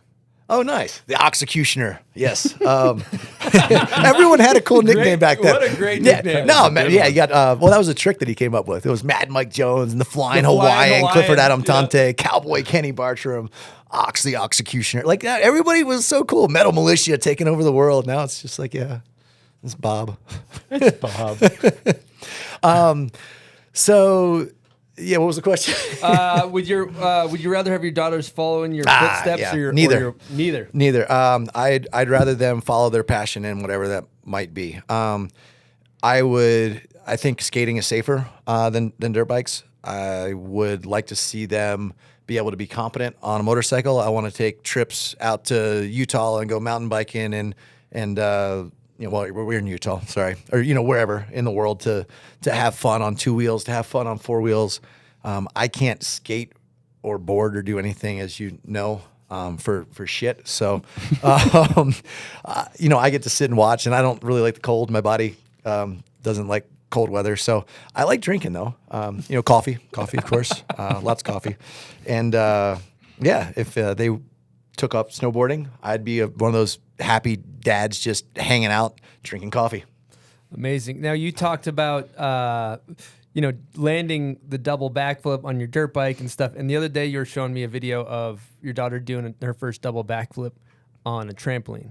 Now, I'm not a dad, so I don't really know. Jeremy can speak on this, but what's cooler for you? Is it cooler watching your kids do rad stuff, or is it cooler you going out and being a maniac yourself? As Jeremy could show you, it's more scary watching your kids do it, and especially knowing, like when they do say, "Oh, I want to do this jump in a Can-Am," or "Let's go ride dirt bikes," or whatever. I just know all of the crashing that it's going to take to get to that level of competency, if you will. What do you think? Yeah, the same. It's scarier for sure to approach it, but the reward for sure when they succeed at the thing is far better than anything I've ever done myself for sure. Watching my son do a kickflip on a skateboard every time he does His it. flick is nice too. He's got blast. It's nice, and And how old is he now? he's just turned 17, and his flick is clean, and it pops up to his foot, and it's like all the things that I always wanted in my kickflip, and I see it, and he hates his kickflip, and I'm just like, dude, you like that's the coolest thing I've ever seen. Every time you do it, So rad. yeah, So Yeah, well, what about for you? yeah, for you. no, I mean, well, your like kids. so the trampoline, for example. My daughter, it's a big trampoline. It's pretty soft, but we had some of the best. Like one of the guys out there, he does 9 flips on the trampoline. Like it's ridiculous. So it's not your general like whatever. It's like you go to Woodward and all of a sudden you have access to all these people that know how to flip and spin and that kind of stuff. And I realized there's a lot. Like there was an 8-year-old that actually came out and double backflipped Connor Stitt on a BMX bike over a huge gap. Like he backflipped it the first time because he was like, as you straight jump some stuff that's too big, it's just, you get awkward. So this 8-year-old cranks down the hill. And so it's not even that they're the best at what they're doing or that they're like some superior, but as a parent, to watch your kid overcome their fears. And for my daughter, who's, 8 years old, who's getting 12 feet in the air trying double backflips, and trusting the people and trusting the process around her, and having the people there to do it as safe as possible. But that first time, she stuck it and landed on her feet without any support. And she, maybe girls are different. Maybe I don't know if I treat a son the same way, but she like had a tear and she came over and gave me a hug, and I bawled. I didn't cry when I did double backflip. But actually, I was like, yeah, it's cool. Daughter does a double backflip on a trampoline, and I'm like, I'm so proud of you. So yeah, I'm getting old. Yeah, that's that's cool. beautiful. No, I think that's appropriate. Fun stuff. Well, as a student of the game, I think it's a good time to get into Name That Video part. I'll play the intro real quick. Ooh, yeah.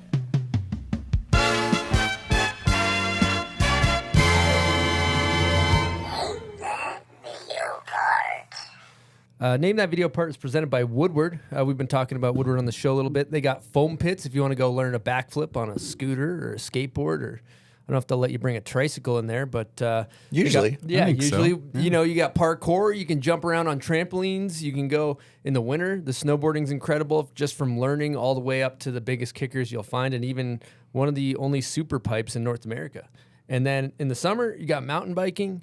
You got skateboarding, which huge fact in air conditioning inside, and so pretty much it's kind of harboring the next generation of talent, the next Travis Pastranas and all those people like that. So Only better. but at cool, 5 see. years old, Exactly. So if you're in Utah, check out Woodward up in Park City. It's a really cool facility. And let's get into Name That Video part. So what's your confidence level here, Travis? 0 through 10. That's 11. I think. 11. Wow, I love to see that, dude. I don't know. I've been overconfident, underprepared is kind of how I've lived life. So I missed the Villeman question earlier. That kind of stings still. So kind of a ready, fire, aim kind of vibe, basically. Right? Yeah. Yeah, I like that. All right, so here we go. This is a moto video. So here we go. Crusty one. That is correct. Ding, ding, ding. Congratulations. Too You won easy. You want a bomb hole prize I pack. thought I was going to have to do another one of this. You get to do yeah, go. 3. There's you some go. smelling salts in there. There's some gear. You got some hats. You got whatever. Thanks, all guys. kinds of good stuff. All right. You can give your kid a smelling salt before they do a double backflip on the trampoline. You know what I mean? And I just read the label. It said it's safe. yeah. Also, the good thing is if you're in a situation where there's no doors, they will help you run through the wall if you get in a pinch, if you get in a pickle. So, part 2. You got to spell wall differently, like Red Bull spells wings now. You know what we were thinking about doing is ripping off the Red Bull logo and just doing run wall, like because it's like and then you put the through us small and you do and you make a helmet and the whole 9. Anyway, I don't know if I'd mess with their. They're pretty good on their. You won't their- last long. Yeah. just put us out of business. Yeah. So for part 2, Name That Video part. This isn't for you, Travis. This is for the listeners. And if you know this song, it's a snowboard song. Comment on the photo of Travis when the episode comes out on Instagram. Here we go.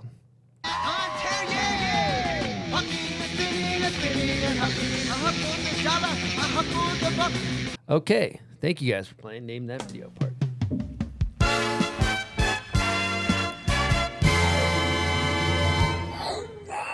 think my snowboard knowledge stopped at Creatures of Habit. Maybe I need to catch up.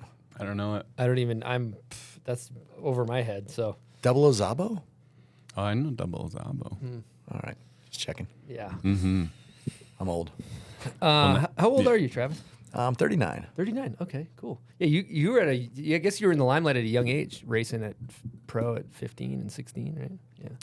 Been a hell of a ride. Yeah, dude. Yeah, I'd say. Well, I'd love to talk about. I think it would be cool to talk about the Ken Block connection here, and I feel like he's been a huge supporter of our show, and he's played such a huge role in action sports from snowboarding to skating to moto to rally, and you guys have shared like so many special, incredible feats, good times, families, everything like that. Like what role has Ken played in your life? A lot of different roles, actually. Ken Block started. I knew him as someone that rode dirt bikes. I knew him as kind of the founder of DC. He was friends with kind of the guy that was my agent with Steve Astafin. And ironically, our paths kind of crossed when I think 2003, 2004, I was Puma, which was my paying sponsor, and I was Alpine Star, which was the sponsor that made the best boots, and my ankles were crap because I always broke everything. So when I started racing cars in 2003, Puma said, okay, you got to drop Alpine Stars and we'll make boots. And I said, no, I'm going to stick to Alpine Stars. And that was a week before X Games. So basically most of my income was coming from Puma shoes. And I went up to Ken Block and I said, hey, Ken, any chance like DC would be interested in, sponsoring me?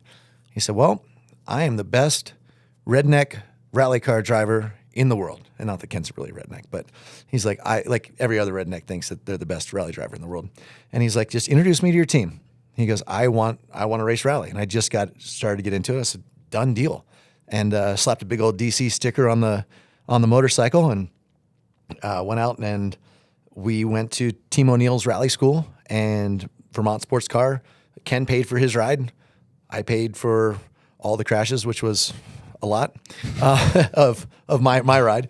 And we slowly started building up US Rally, and he got the rally into X Games. We became teammates on Subaru. Shortly after that, he won actually his first US Rally win, like professional rally win. He got before I got my first win. So he really adapted quickly, and he proved that he wasn't just, some rich guy coming in. This is a guy that he loved moto, he loved skate, he loved snow, he loved competition, he loved driving cars. And it was something that everyone was pretty shocked with at first. And then he goes and he starts basically hiring. And so he sells DC, but still kind of runs DC. And he started hiring guys like, Niall McShay was one of the best for coaching, and David Higgins, and even Colin McRae, who was, legend we were talking about earlier. And he's spending almost all the money that he made on DC to become this rally driver. And he was trying to convince sponsors. He's like, oh, I just want to go have fun. I want to build the fastest car. I want to build something so cool and unique. And we're going to do like a video of just like skill driving. And I remember everyone just like kind of like, I don't really get it. And Greg Godfrey, he wanted us to put it in Nitro Circus, like the DVD series. And Godfrey was like, it's okay. It's our audience is, they're motorcycles. It's not going to relate. And then Gymkhana came out, and everyone's like, wow, we really messed that up. Like Ken nailed it. He knew what people wanted, but more than he knew what people wanted, he was great at selling fun and excitement and passion. And even though he wasn't that guy that liked necessarily the limelight or anything, he loved fast cars. He loved racing. He loved competition. He loved challenging himself. He always did. Like Ken, who was always a stickler on style and everything, he got a trainer that was like, hey, before every start, you got to go skip and do jumping jacks. And Ken, Mr. DC, he's skipping down the road and everything. And he's got a mental trainer and a physical trainer. And everyone's like, what's he doing? And he was becoming arguably the greatest U.S. rally driver of all time, and changing a whole sport dynamic of how people looked at. Everyone's like, oh, win on Sunday, sell on Monday. Ken's like, no, do something really cool any day of the week and sell because it's awesome. And he just took that money that he made, and all of a sudden, not only is he sold a company with Way and everything, but he ran the company, And he was he had the highest selling t-shirt and shoe on the company that he's also getting royalties. I'm like, you are a genius, sir. And then he basically decided he's like, look, Subaru is kind of everything in the sport. He goes, we need to bring in an outside manufacturer. We need a rivalry.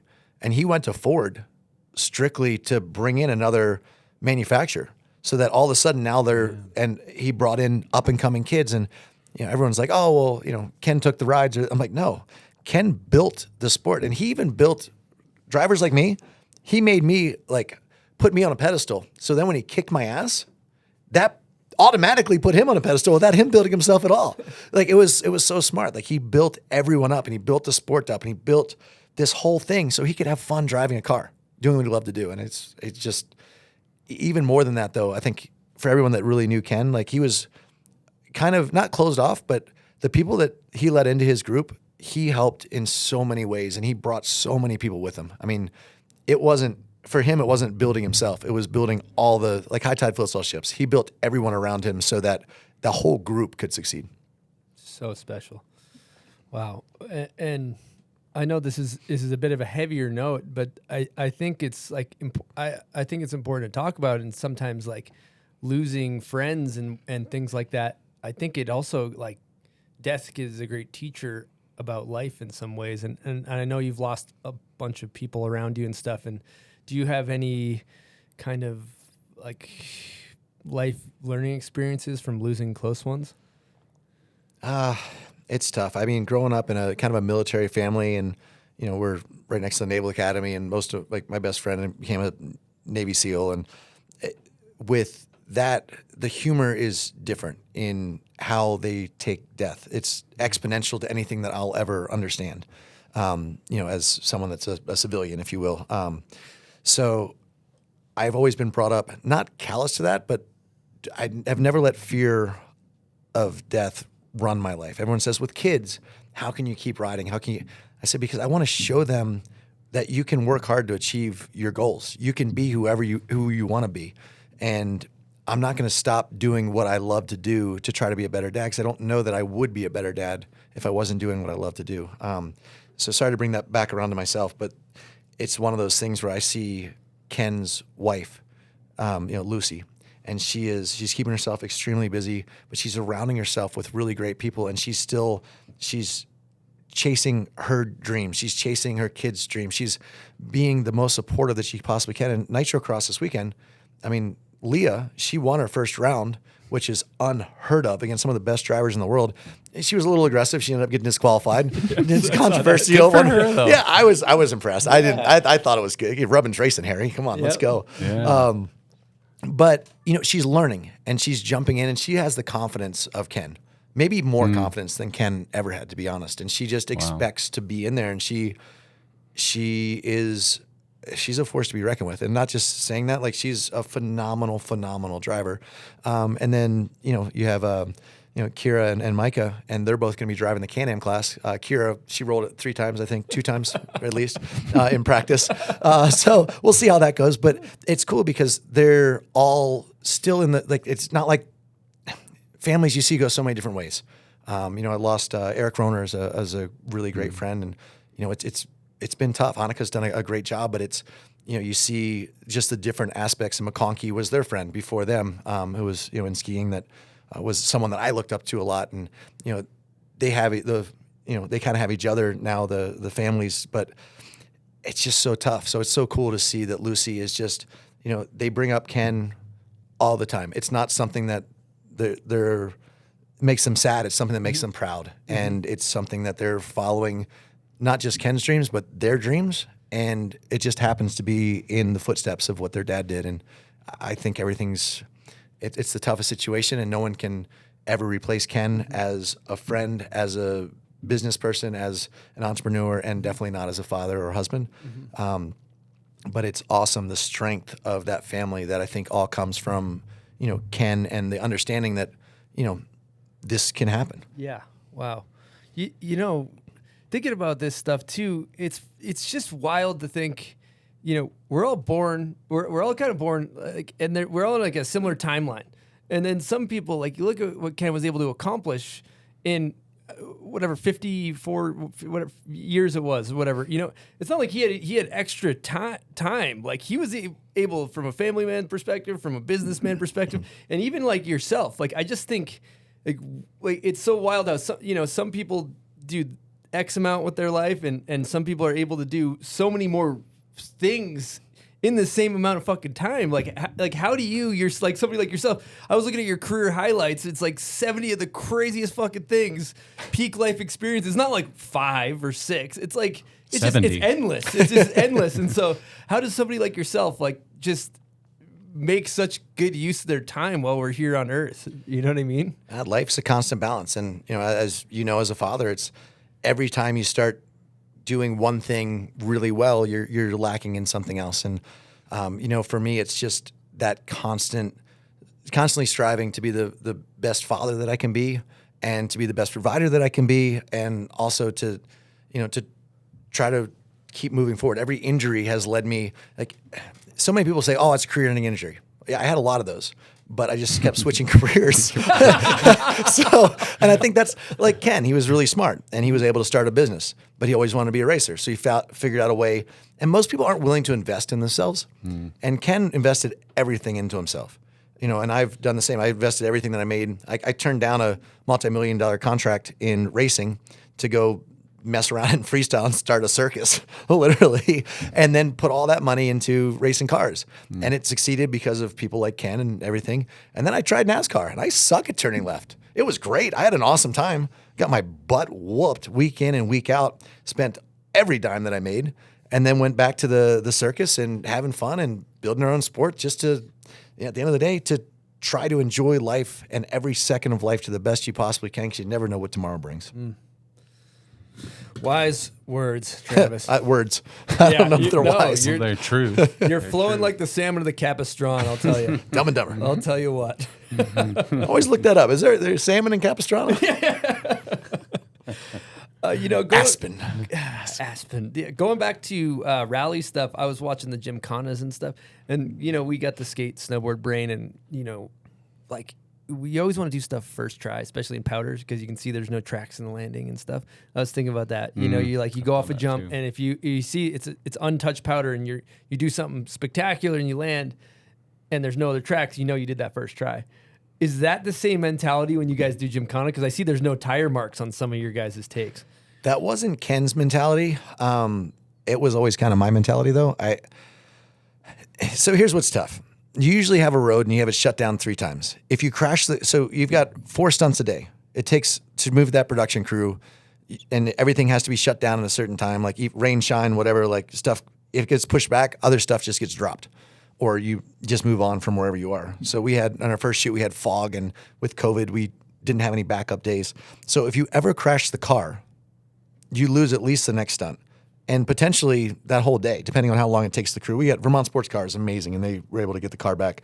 I hit one jump way too fast over a bridge, and the front clip folded, but we lost one of the stunts we were trying to do. So it's really tough, because you have to balance that. Okay, we have to do this 3 times anyway, because we have to do one with no GoPros on the car, one with GoPros on the car, and one with drones following you. So you're going to get those 3 shots anyway. So whatever the best shot, that clean powder shot, is what you try on shot 1. But you don't really know, especially when it's the high speed drifting proximity shots. It's hard to judge exactly the first time. And if you're more than a foot off of the wall, it's a useless shot. They're like, that proximity sucks. Like, go do it again. Scotto's always like, all right, do it again. I'm like, dude, I was 6 inches off. He's like, yeah, you were 5 inches too far. Like, come on, let's make it happen. So that's tough, because you have cold tires the first time. You have great tires the second time. And usually by the 3rd time, depending on how much it was, your tires are worn out. So you start losing grip again. So it's just hard to be, it's not like it's a racetrack or it's an environment that you got oil slicks that you don't see. You usually get like 10 seconds to kind of walk it, and you're like, sure, I'll hit it 3rd gear and we'll see what happens. So Ken was always like, look, I'm more in for the shot than I am. I care that the shot's perfect. I don't care that I get it on the first take. But likewise, Ken always sent it pretty hard on the first take anyway. True. Yeah, some of those you're hopping curbs and stuff, and just like, yeah, those are fun when you're like, Yeah, it was funny. Like one of things that I did hop a curb on. So going around Church Circle, downtown Annapolis, my car's pretty big. The Air Slayer was a big car. And downtown Annapolis, although I always wanted to slide it, when I was like 10 thinking of drifting like a go-kart, it's a little different drifting, a 900 horsepower, huge winged car around. So I'm sliding this whole freaking corner. It's not, Church Circle is not a circle. It's like tighter radius, wider radius. It was built back before I could just measure a radius. Do a circle. A circle. So almost hit the inside, almost hit the outside, pitch it back. And I told Scotto's like, I want you to pitch it back in opposite direction, reverse entry. And I want you to put one tire up on the handicap entrance, go up here, back it in about an inch from this pole, and then pop out on the other handicap entrance. And I'm like, dude, I'm going to take the wheel off. No way I can do that. But as it turned out, it was coming around and everything was perfect. And I set it up and I'm looking in my rear view mirror to try to time, like as I'm going backwards at 80 miles an hour around Church Circle, and it pops up perfectly on the curb. Like I was like, no way could I do that twice. It was dumb luck. And, a foot away from the telephone pole in the back, popped up. I was a little off on the curb on the entry, but it's still a cool. And I was so pumped. And Scotto was like, oh, well, you said you couldn't do it. So we focused on the other part of the turn where you came under this. So nobody got it. And then they shut down thank goodness, because I missed it the next time. I didn't set it up perfect. I didn't want to take off the whole tire. So, and we didn't get a third shot. Dude. That was like one of those moments that you're like, I did the greatest thing that I've ever done on accident. And nothing. And nobody got it. That happens a lot though. It does. Yeah, and then also thinking about the rollovers and stuff, watching some of the footage, like the Cog Rally rollover. That one's like, walk us through that shit, dude. The beat down, come on, that's so punk rock. Are you alive? Are you alive? Yeah, it's insane. Let me give you a little backstory on this. So please, I come in my first year rally, and I crashed 2 cars. They're like $150,000 cars. Subaru's like, yeah, that's not going to work. Because first year I paid for them and was pretty much out of money at the end of year 1. Mm-hmm. And Subaru's like, okay, we got you. You added some value to the rally championship, but we don't care if you get 10th. We don't care if you get 20th. Just don't freaking crash the car, okay? And so this was like 3 rounds in. I got in like a 5th and like 2/3. And I was like 10 seconds off the lead. And they go, okay, you're free. Take the training wheels off. We believe in you. That was like a mile and a half into the first stage after they said that. And I got the training wheels put back on for the rest of the year.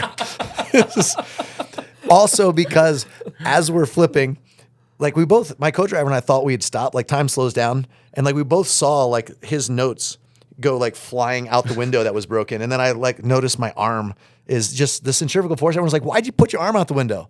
I'm like, I didn't put it out. Like it's like one of those fair rides where you're just like locked against the wall. And I was like, trying to bring my arm back in before it got like, cut off. And then it got silent. So I assumed that we were done. I'm like, are you alive? And then I realized we had like 2 more rolls to go because we were just in the air. And we came to a stop and I was like, oh, there's a hell of a ride. And the like president of Subaru North America, I get like an email. He's like, is that what you think when you crash your cars? With a little smiley face. I think it was okay. Oh my God. Clearly it's what you think. I was just happy that was a great ride. That was fun. Sorry. And we're alive. Sorry about the car. Yeah, it's fun times. Oh, man. Let's hit a Nate Wessel guest question. Yes. Yeah. Here we go. What's going on, Travis? You're so inspirational to so many human beings. And this room tells a great story of all those great accomplishments that you have. But let's get real, man. As Jeremy Jones says, real recognizes real. And the reason I'm saying that is you are a better person than you are on all these things that you've done. You've done more for me and more for so many other people than we could ever thank you. Where do you get that inspiration from? What's the story behind what pushed you to do all these great things and inspire so many humans? I think I already know, but let's tell the world. I love you, Travis, seriously, from the bottom of my heart. I always got your back in any and every way. Peace, brother. Dude, there's no better human on the face of the earth than Nate Wessel.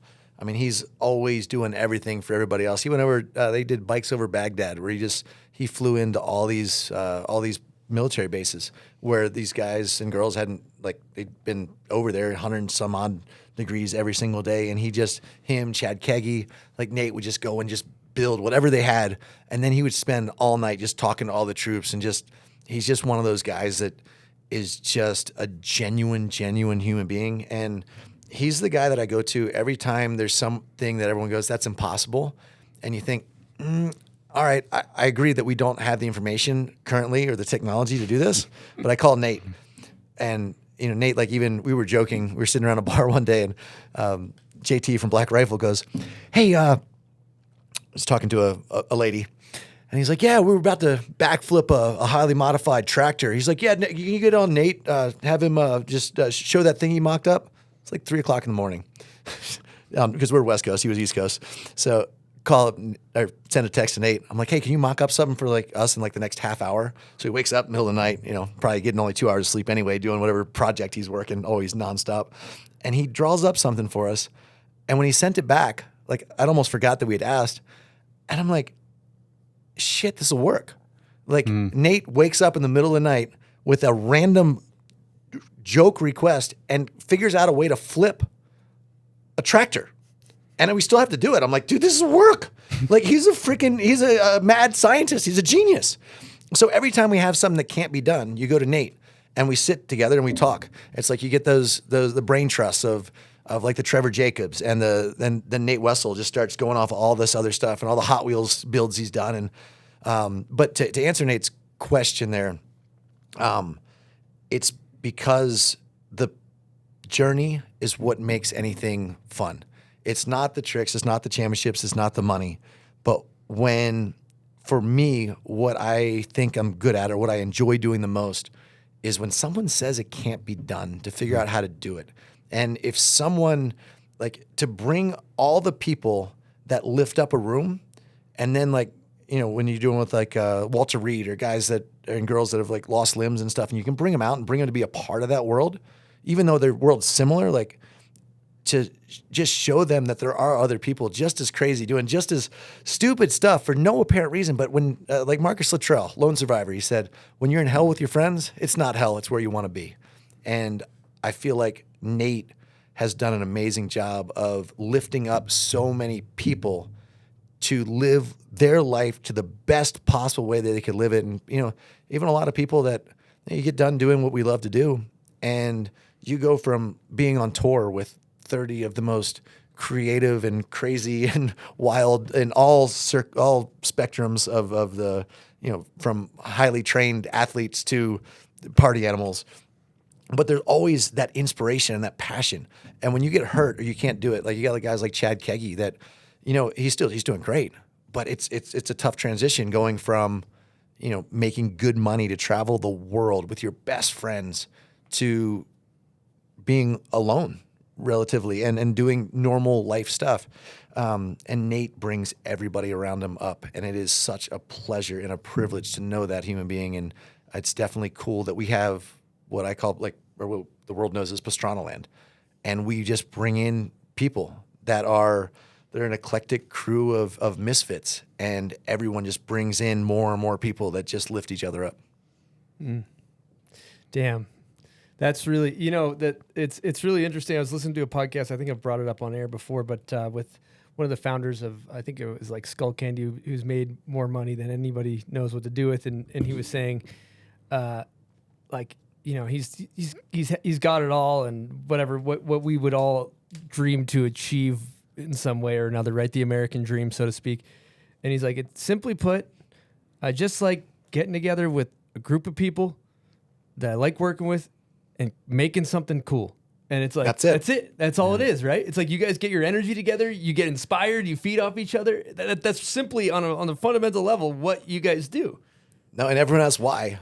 And I'm like, I realize it's not worth it. I mean, if you're looking at kind of the end goal, and it has, honestly, for myself, it's worked out. It's been amazing. This train still keeps going. Wheels are falling off, but like I'm 39 still as a kid, so it's good. But to kind of go back on that, I was 16 years old. My whole life was, kind of that military upbringing, work hard, win. And I at 16, I became the youngest person to win the outdoor national championship. I represented the U.S., youngest person to ever represent U.S., won the Motocross of Nations for the United States with Carmichael and Ryan Hughes. Like everything, I won the X Games that year, tried a backflip that year. Like everything was the best it's ever been. I accomplished almost every dream that I won Daytona Supercross, got to meet Evel Knievel, judging a Hawaiian Tropic contest. Like at 16, I'm living the dream, right? And it was the most lonely and the most sad that I've ever been in my entire life because, on Christmas morning, I was training. I didn't go back home.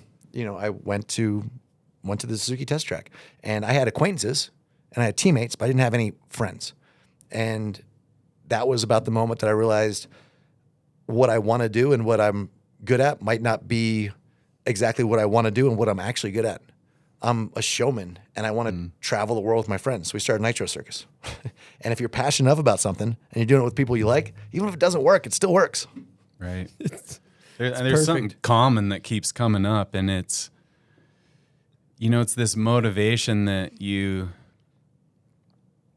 take in such a positive way of people saying no and that it can't be done. And I mean, that just keeps popping up in so many things. But then at each one of those checkpoints, there's also, and it's usually the one person, whoever it is, but it's the person that's most invested in that kind of thought process with you, maybe that's heard it, and they're just like, but you can, but you have to make that choice first. And I think that's really cool to point out. And if you feel like it, expand on it, but if not, we'll move on. But I just think that's a common theme, and I think that motivation from that is super useful.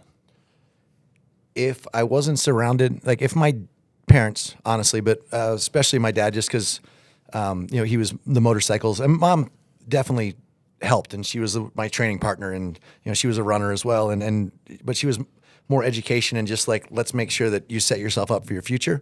Where my dad was like, any day that you can do what you love, just freaking, I work construction. I get up at 5 o'clock every morning to go do what I don't really like, but at least I get to do it with my brothers, kind of thing. So, to kind of expand on that part though, being surrounded by the right people is the difference. If my dad hadn't surrounded us with people that were willing to believe in me, that supported me, I wouldn't have had a bike that I could have won a national championship, that I could have been noticed, that I could have gotten that ride, that he could have turned down the money from the Fox. And if we didn't go out and make sure that high tide floats all ships that first year, when I was hurt the next two, I don't think I would have had a ride. But there was those people that were like, no, even if he's just a test rider, let's get him back on the team. We want to have him on the team. And then, you look at the double backflip, it was Hubert. It was my buddy that had worked his ass off every single day, getting me in and out of that foam pit, having people take off work, making sure that the bike was dialed in. That was like, you got this. I know you do. It was the Trevor Jacob on the double backflip 360. It was, it goes on and on and on. Yeah. Guy Cooper, being there, that actually there's this freaking 10-year-old or whatever, 11-year-old kid that he doesn't know from Adam comes up to him and says he's going to do something. And then Guy actually was a man of his word and he went to watch. I feel like these people all through your life, I've been very, very fortunate to have that. And I think from my parents, always surrounding yourself with people like Nate Wessel, with people that are passionate and that have that common goal, are going to be the reason you're going to succeed, or the reason that you're not going to. If those people weren't around me, I wouldn't have tried those things that defined my life.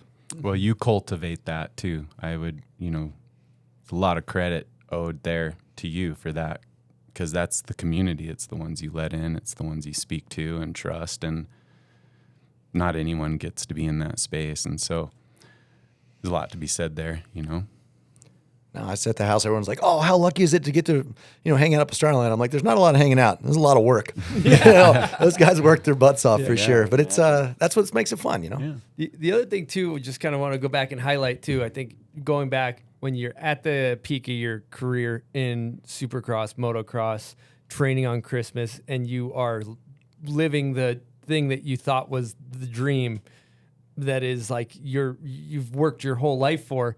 And you get there, and it's almost like you're at the top of the mountain, and you're like like looking down, like, guys, it's not up here. Like what you know what I mean? Like, Yeah. what you're The pot of gold is not at the end of the rainbow. Yeah, and I That's think sick. like for all of us like that are like trying to get to the top of that mountain, it's you can hear it from a million people, but to hear it from somebody that's been on the top of the so-called mountain with a pot of gold, and hear you like, hey, it's not, it's not up here. It's actually about, the friends and the relationships and just enjoy. It doesn't even matter what you're doing. It's just enjoying doing it with people you like doing it with. And that's just like, that's just a powerful message. I love that. Lonely at the top, as they say. Yeah. The Dave Mirra song in Expendable Youth, lonely at the top, whatever you do.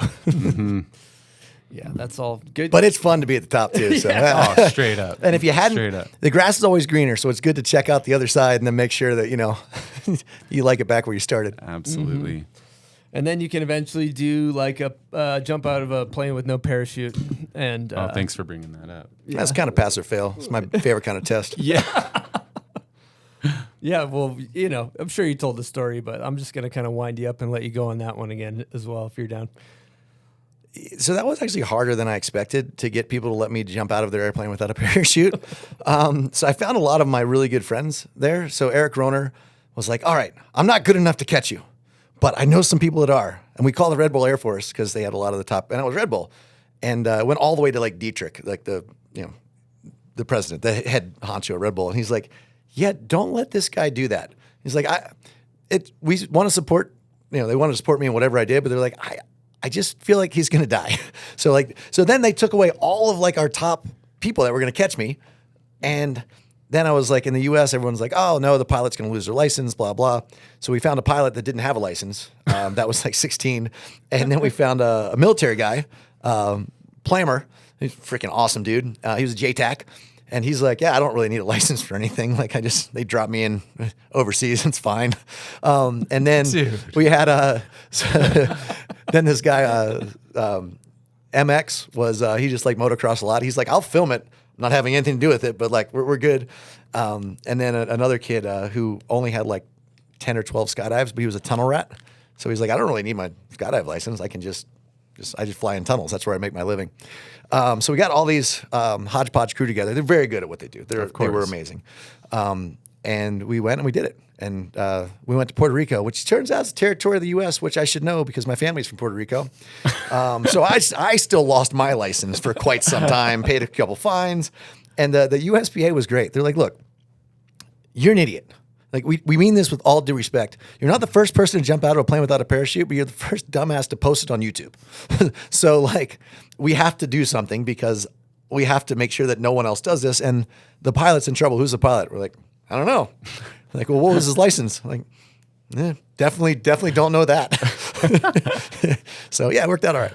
Oh my god! Oh my gosh, that's insane. Yeah, how are the nerves like before that? How were you feeling before you just hopped out of that? It was a Matt Hoffman moment, and so let me go back to the beginning where I'm sitting at the edge of a cliff with Matt Hoffman, the Condor, one of the greatest X Games legends, action sports icons, my probably all-time hero if you're gonna like break it down to one person, and he's like way back from the cliff, and I'm a little nervous. Like I didn't have a parachute on. So like we're looking at the Grand Canyon and then like, I feel like it was my wife and like all the, like the wives, the girlfriends, the moms are all just like hanging out at the edge of the cliff. And I'm like, dude, like that's kind of nuts. But like, why is the Condor who loves flying? And he looked at me and goes, I just like to jump. So I'm so nervous that when I get to the edge, I'm just not going to jump. And I'm like, wow, that's like, you're nuts. That is awesome. Like that's something I never would have crossed my mind that like I was afraid to get to the edge because I didn't want to fall off without a parachute. Like he's afraid to get to the edge because he's like, this is going to be so fun. He's just going to jump before he puts his parachute on. So when I jumped out of the plane with no parachute, I thought of the Condor and thought, yeah, I am not nervous at all. This feels very natural jumping out without a parachute. I had socks on and board shorts, so that makes sense. It kind of made me feel a little more comfortable. But yeah, as I jumped out, I thought, I'm more scared now that I'm not scared at this moment than I am that I'm actually doing the stunt. Like I'm just metaphorically speaking, like the mindset that I wasn't nervous really freaked me out because all I thought about was Matt Hoffman. Love that guy though. He's still one of the greatest dudes on the face of the earth. You were so calm the way you just jumped out of that thing and started flying. you can see the like evenness. There wasn't a stress in your system. But think about this. In most tricks, stunts, jumps, whatever you want to call it, when you take off, 90% of your success rate is like you could already be done at that point. So you have to be spot on at that moment, at that distance, at that, like, I had 50 seconds before I impacted the ground. That gives me 30 seconds to mess around and 10 seconds for my buddies to catch me, or, 20 seconds to mess around, 20 seconds, whatever, the case may be.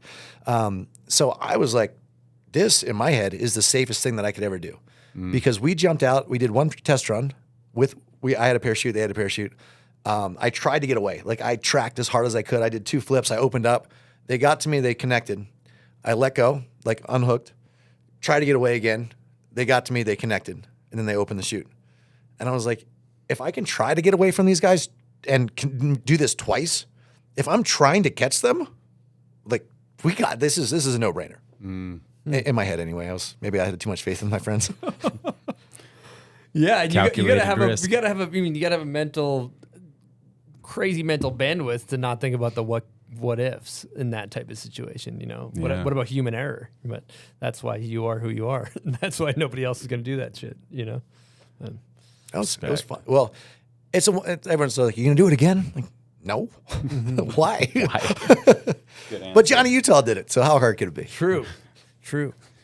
Jones, you got some notes over there. You got anything you want to bring up? I mean, I think we're hitting it most. I was so trick focused, the 360. I kind of want to get into that because I think from a moto perspective, I'm not a huge moto guy, but that seems insane, even in comparison to a backflip.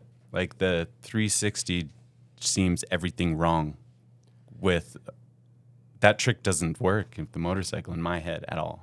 Yeah, well, now you got Axel Hodges and that new school of BMXer taking it to mountain bike, taking it to a pit bike, and they're really figuring out how to get the bike to take off without using the power to, like, dirt bikes. When a 360 started, it was more of a flip. Like, my big thing was always we had to get the spin started somehow.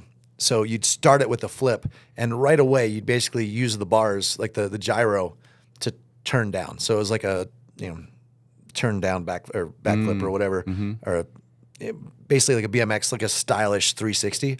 But I never was satisfied with that. I always wanted to go flatter and flatter and flatter. And by the end, I'd have it where I was 100% flat for the last 180.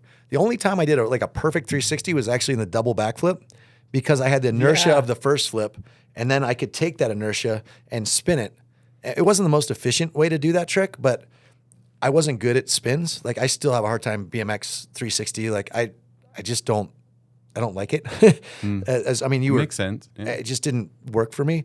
But with that, all I had to do was flip as hard as I could, and then I'd twist as hard as I could. And then wherever I was, when I got to the apex of the jump, I just squared my shoulders up, and I knew how to flip really well.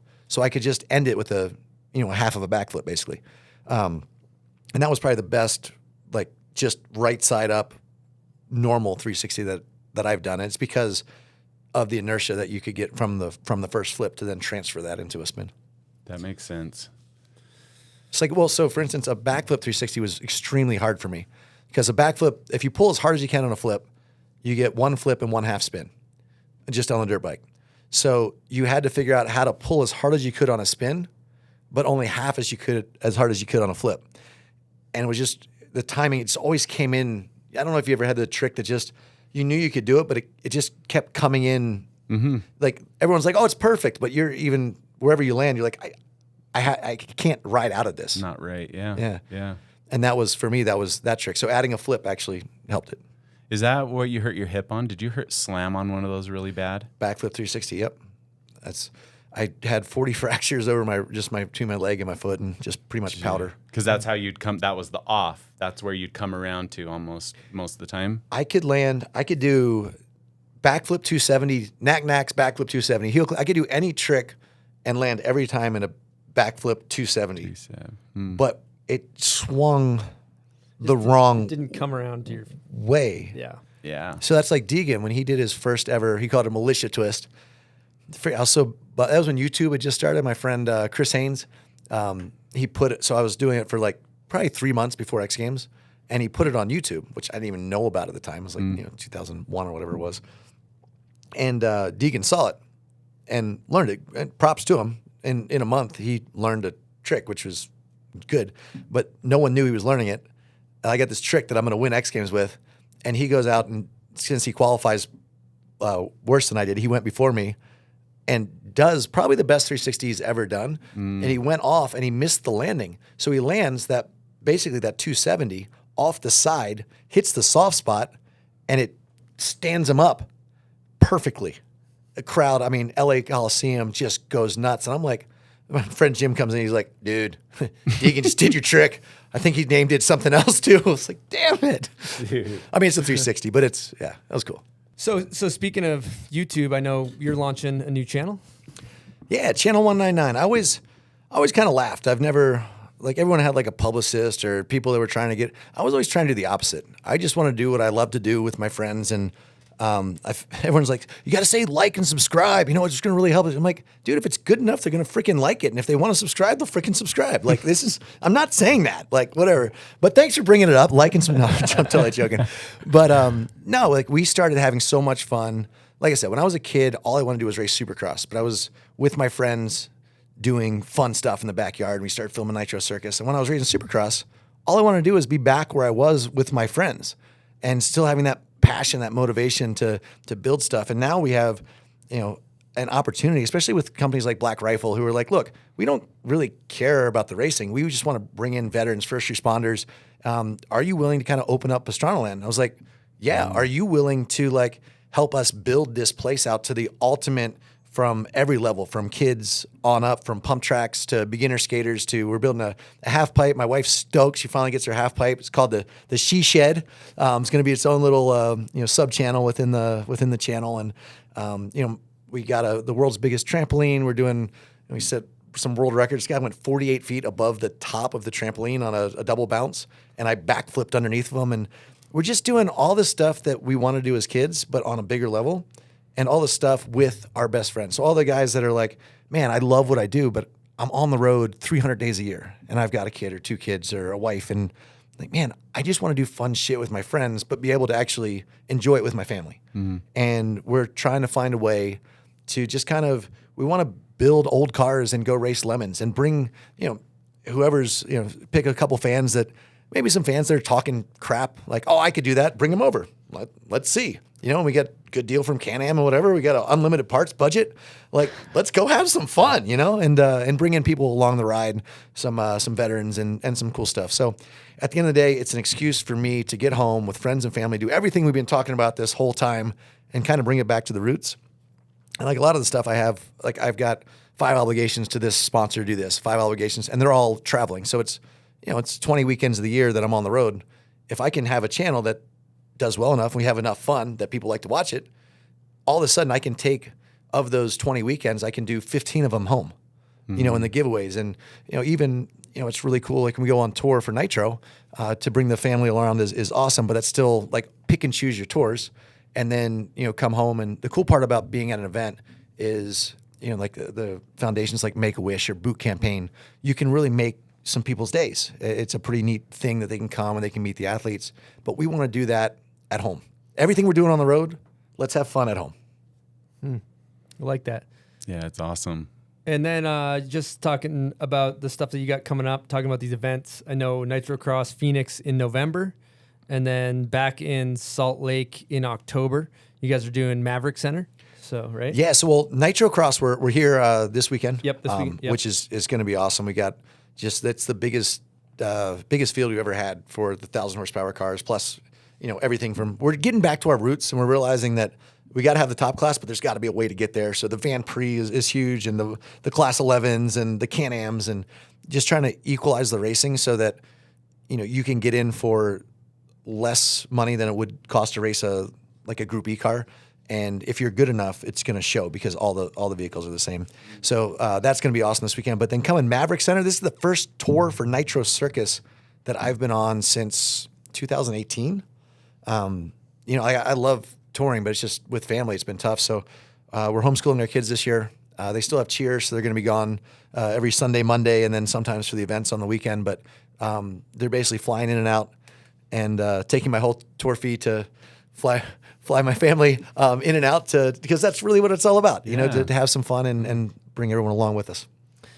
That's fun. That's good stuff. We're excited to watch this weekend. It's going to be some carnage. We got a couple things left, though. We do a little section called the pub beer crapshoot. So there's grab 2 of those dice behind your head. I like it. And then you roll those dice. And if I can find my, there's a list of things that questions I ask depending on what it lands on. So roll both of those dice. No, you can throw it on the table. Just roll them on the table. What did you land on? Oh, that was close. 7. 7. This is a great question. Also, you know, Pub Beer's motto is cheap, fun beer. So if you're looking to have a good time, pick up some cheap, fun beer. And Pub Beer's always a good choice. I like cheap, fun beer. It's a cheap, fun beer. So the question number 7 is, who is your favorite person to party with? Oh, see. It's a great question. This could go so many different directions. I'd honestly, I'd have to go Street Bike Tommy so long as he isn't just getting through a breakup, because then he takes it to like 13, and that's 11's fun. Like you take it to 11, but like sometimes he is next level for sure. Street Bike Tommy though, Street Bike but Tommy. honestly, Street Bike Tommy when he's not drinking is probably the most fun. Like he runs the room as the sober man. That's an 11 right there.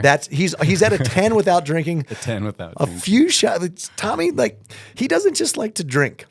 He likes to. I mean, yeah, Tom. You never know what's going to happen with Tommy. You almost got to stay a little bit on the more sober side so you can kind of. Yeah, keep it on the rails. He's a good time. Yeah, Street Bike Tommy. That's my favorite guy to party with. Amazing. Yeah. All right. So we like to kind of start to wrap things up with a section we call hot take. So it's kind of like a rapid fire, I guess, kind of quick answer question. And most of these pertain to snowboarding, so I'll have to adjust them.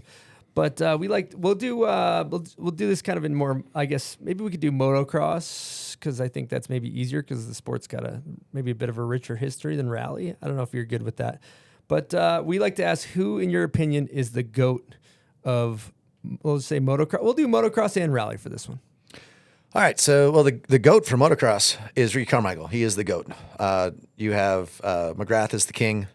You know, I mean, that's like, it's literally his nickname is the GOAT. And then you had Roger DeCoster as the man, which I feel like that's probably the best nickname of any. It's not a nickname. It's a fact. So yeah, I'd say Carmichael did 2 full seasons, outdoor national championship seasons, where he never lost a moto. Like, that means not one bad start. That means through all the mud races, there's no mechanicals. That means you're so much better than everyone else that you have that much in reserve that you can make it through. Now, Jet Lawrence is having a perfect season in his rookie year in the 450 class, which they might be changing the GOAT to Jet if he can keep going. But Carmichael has more races that he's got more races that he's won than he's lost. So you can count the number of races that he's lost like in about 1/5 of the amount of races that he's won, which is something that I don't even think anyone else at McGrath and Supercross, yes, but like as all over Supercross and Motocross, no one else is even at 50%. And Carmichael is literally like at 80% win ratio, which is, it just blows your mind. Wow. Okay. And then for rally, who you got? Sebastian Loeb is the GOAT. I really wish that he didn't change the entire sport to be road car like tarmac. He came like he probably could have gone to the Olympics as a gymnast, and he just came from a completely different background. He was very precise and very smooth. Drove it like he was very a tarmac specialist, and he figured out how to do rally without crashing. Like before that, Colin McRae would roll like 3 times in a race, and it would still get points. And then Loeb would win every round in the championship and not roll once. And you're like, wait, it just happened. Okay, so let's just say for freestyle, like, who are these people? Yeah, I mean, it's important. It's what you do. And let's just say in terms of freestyle motocross, would you consider it an art form or a sport? I always said freestyle, you can never judge a winner and a loser in freestyle. Freestyle is the only sport, I guess, that all your competitors are sitting around rooting for you to win. Like that just doesn't happen. Like I don't really understand it. It's where, it's changing. As anything with money and the Olympics and everything coming in, I think guys like Shaun White were the first of a breed that, I know even P-Rod, like he started training with my moto trainer and he just paid the trainer for the rest of the year and was like, take the year off, I'm winning too much. Like, I'm like, I don't even understand what that means. Like, aren't you supposed to win everything? So, no, it's been good. Okay. And then in motocross, who in your opinion is the most underrated?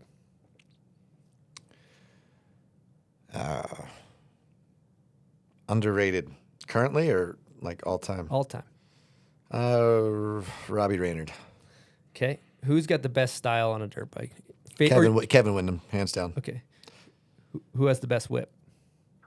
For their time, it was Guy Cooper, then Kevin Windham, and now, shoot, it's got to be Barsha. Favorite moto video ever made? Krusty one. Okay. Favorite. So it was nice that you pulled that music out of that one. That's kind of the. It was kind of a setup, but I appreciate you. Best bike graphic ever. 1992 RM85 pink fluorescent. It was awesome. Easy. You see the new the old release Yamahas they did at Washougal? Yeah, that was fantastic. Those are fucking cool. Okay.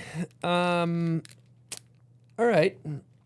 I guess most of these are snowboarding questions, but all right. So we do. If you go heliboarding, 3 people in the world, just good times. But we'll just do it moto. You go motocrossing in like prime conditions, chocolate cake, perfect flowy setup, 3 people on the track. Who you riding with? Dead or alive? Dead or no, yeah, Dead or alive. all of it, all the above. No, you can do celebrities that are. You can do anybody. One person invited Mike Tyson for reference. Just gonna say That was a sick one, actually. That's pretty good. That was pretty G. No, if I could go riding with anybody, I think the first one would be Bob Hurricane Hanna, just because he's always comes out and says how I'm the biggest waste of talent ever on a motorcycle. And I just love to just be able to bang bars with Bob Hanna and try to knock him to the ground one time. I mean, he's getting older now, but if we were the same age, maybe it'd be better. Rick Johnson, because Rick has the best stories and was always had freaking Rick Johnson.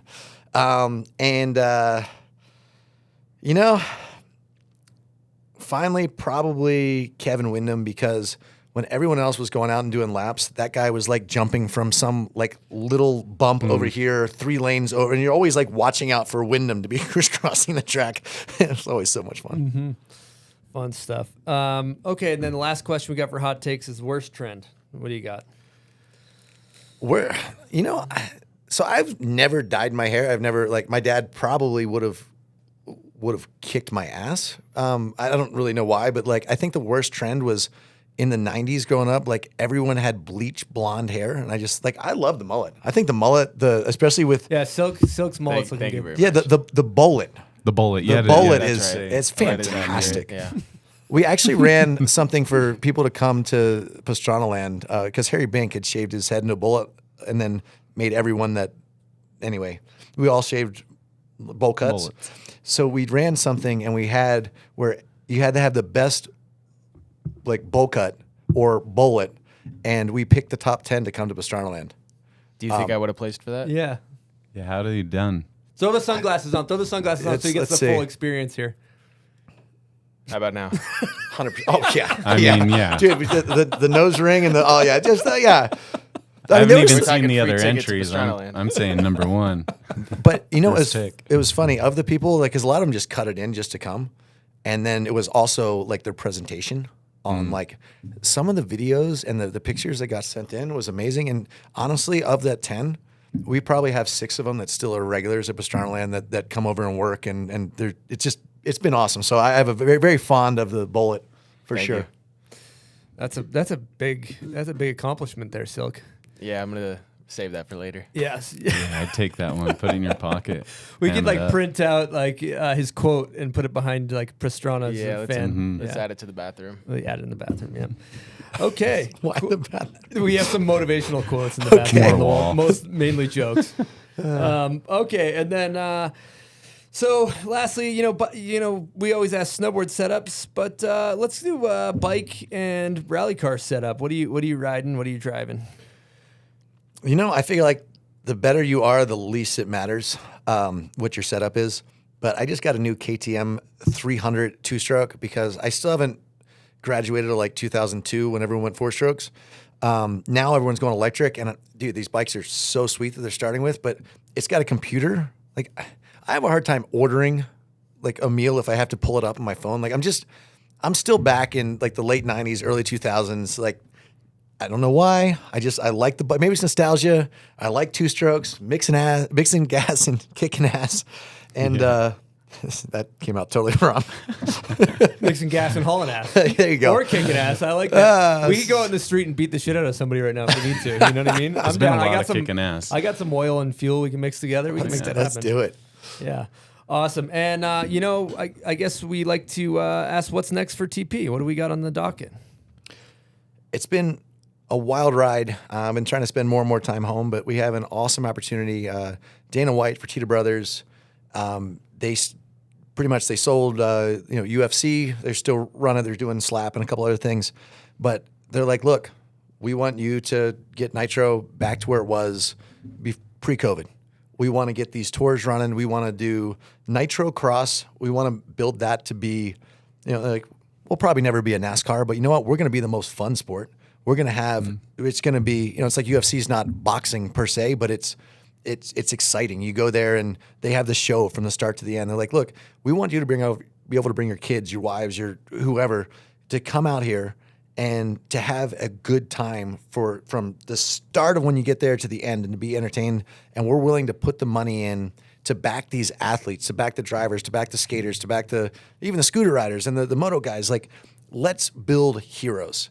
And for me, that's a really awesome opportunity to be able to give the next generation. If we can get this in the next, 2 to 5 years to where it's sustainable and to where we can build heroes, where it's not just relying on the names of the past, where these guys and girls are their own legends, and then they can take it from there and take it from there. And, it's cool seeing like the demos, like Tony Hawk he was competing at X Games and Best Trick but it's cool to see that bridge the gap from 15 to 50, or from literally 10 to 50. We had a 10-year-old girl learning backflips, and Carrie Hart does a backflip and crashes it, and he gets pink as his rock star to marry him. Now it's like the evolution so far, but this next couple years with those guys backing us is going to be pretty cool.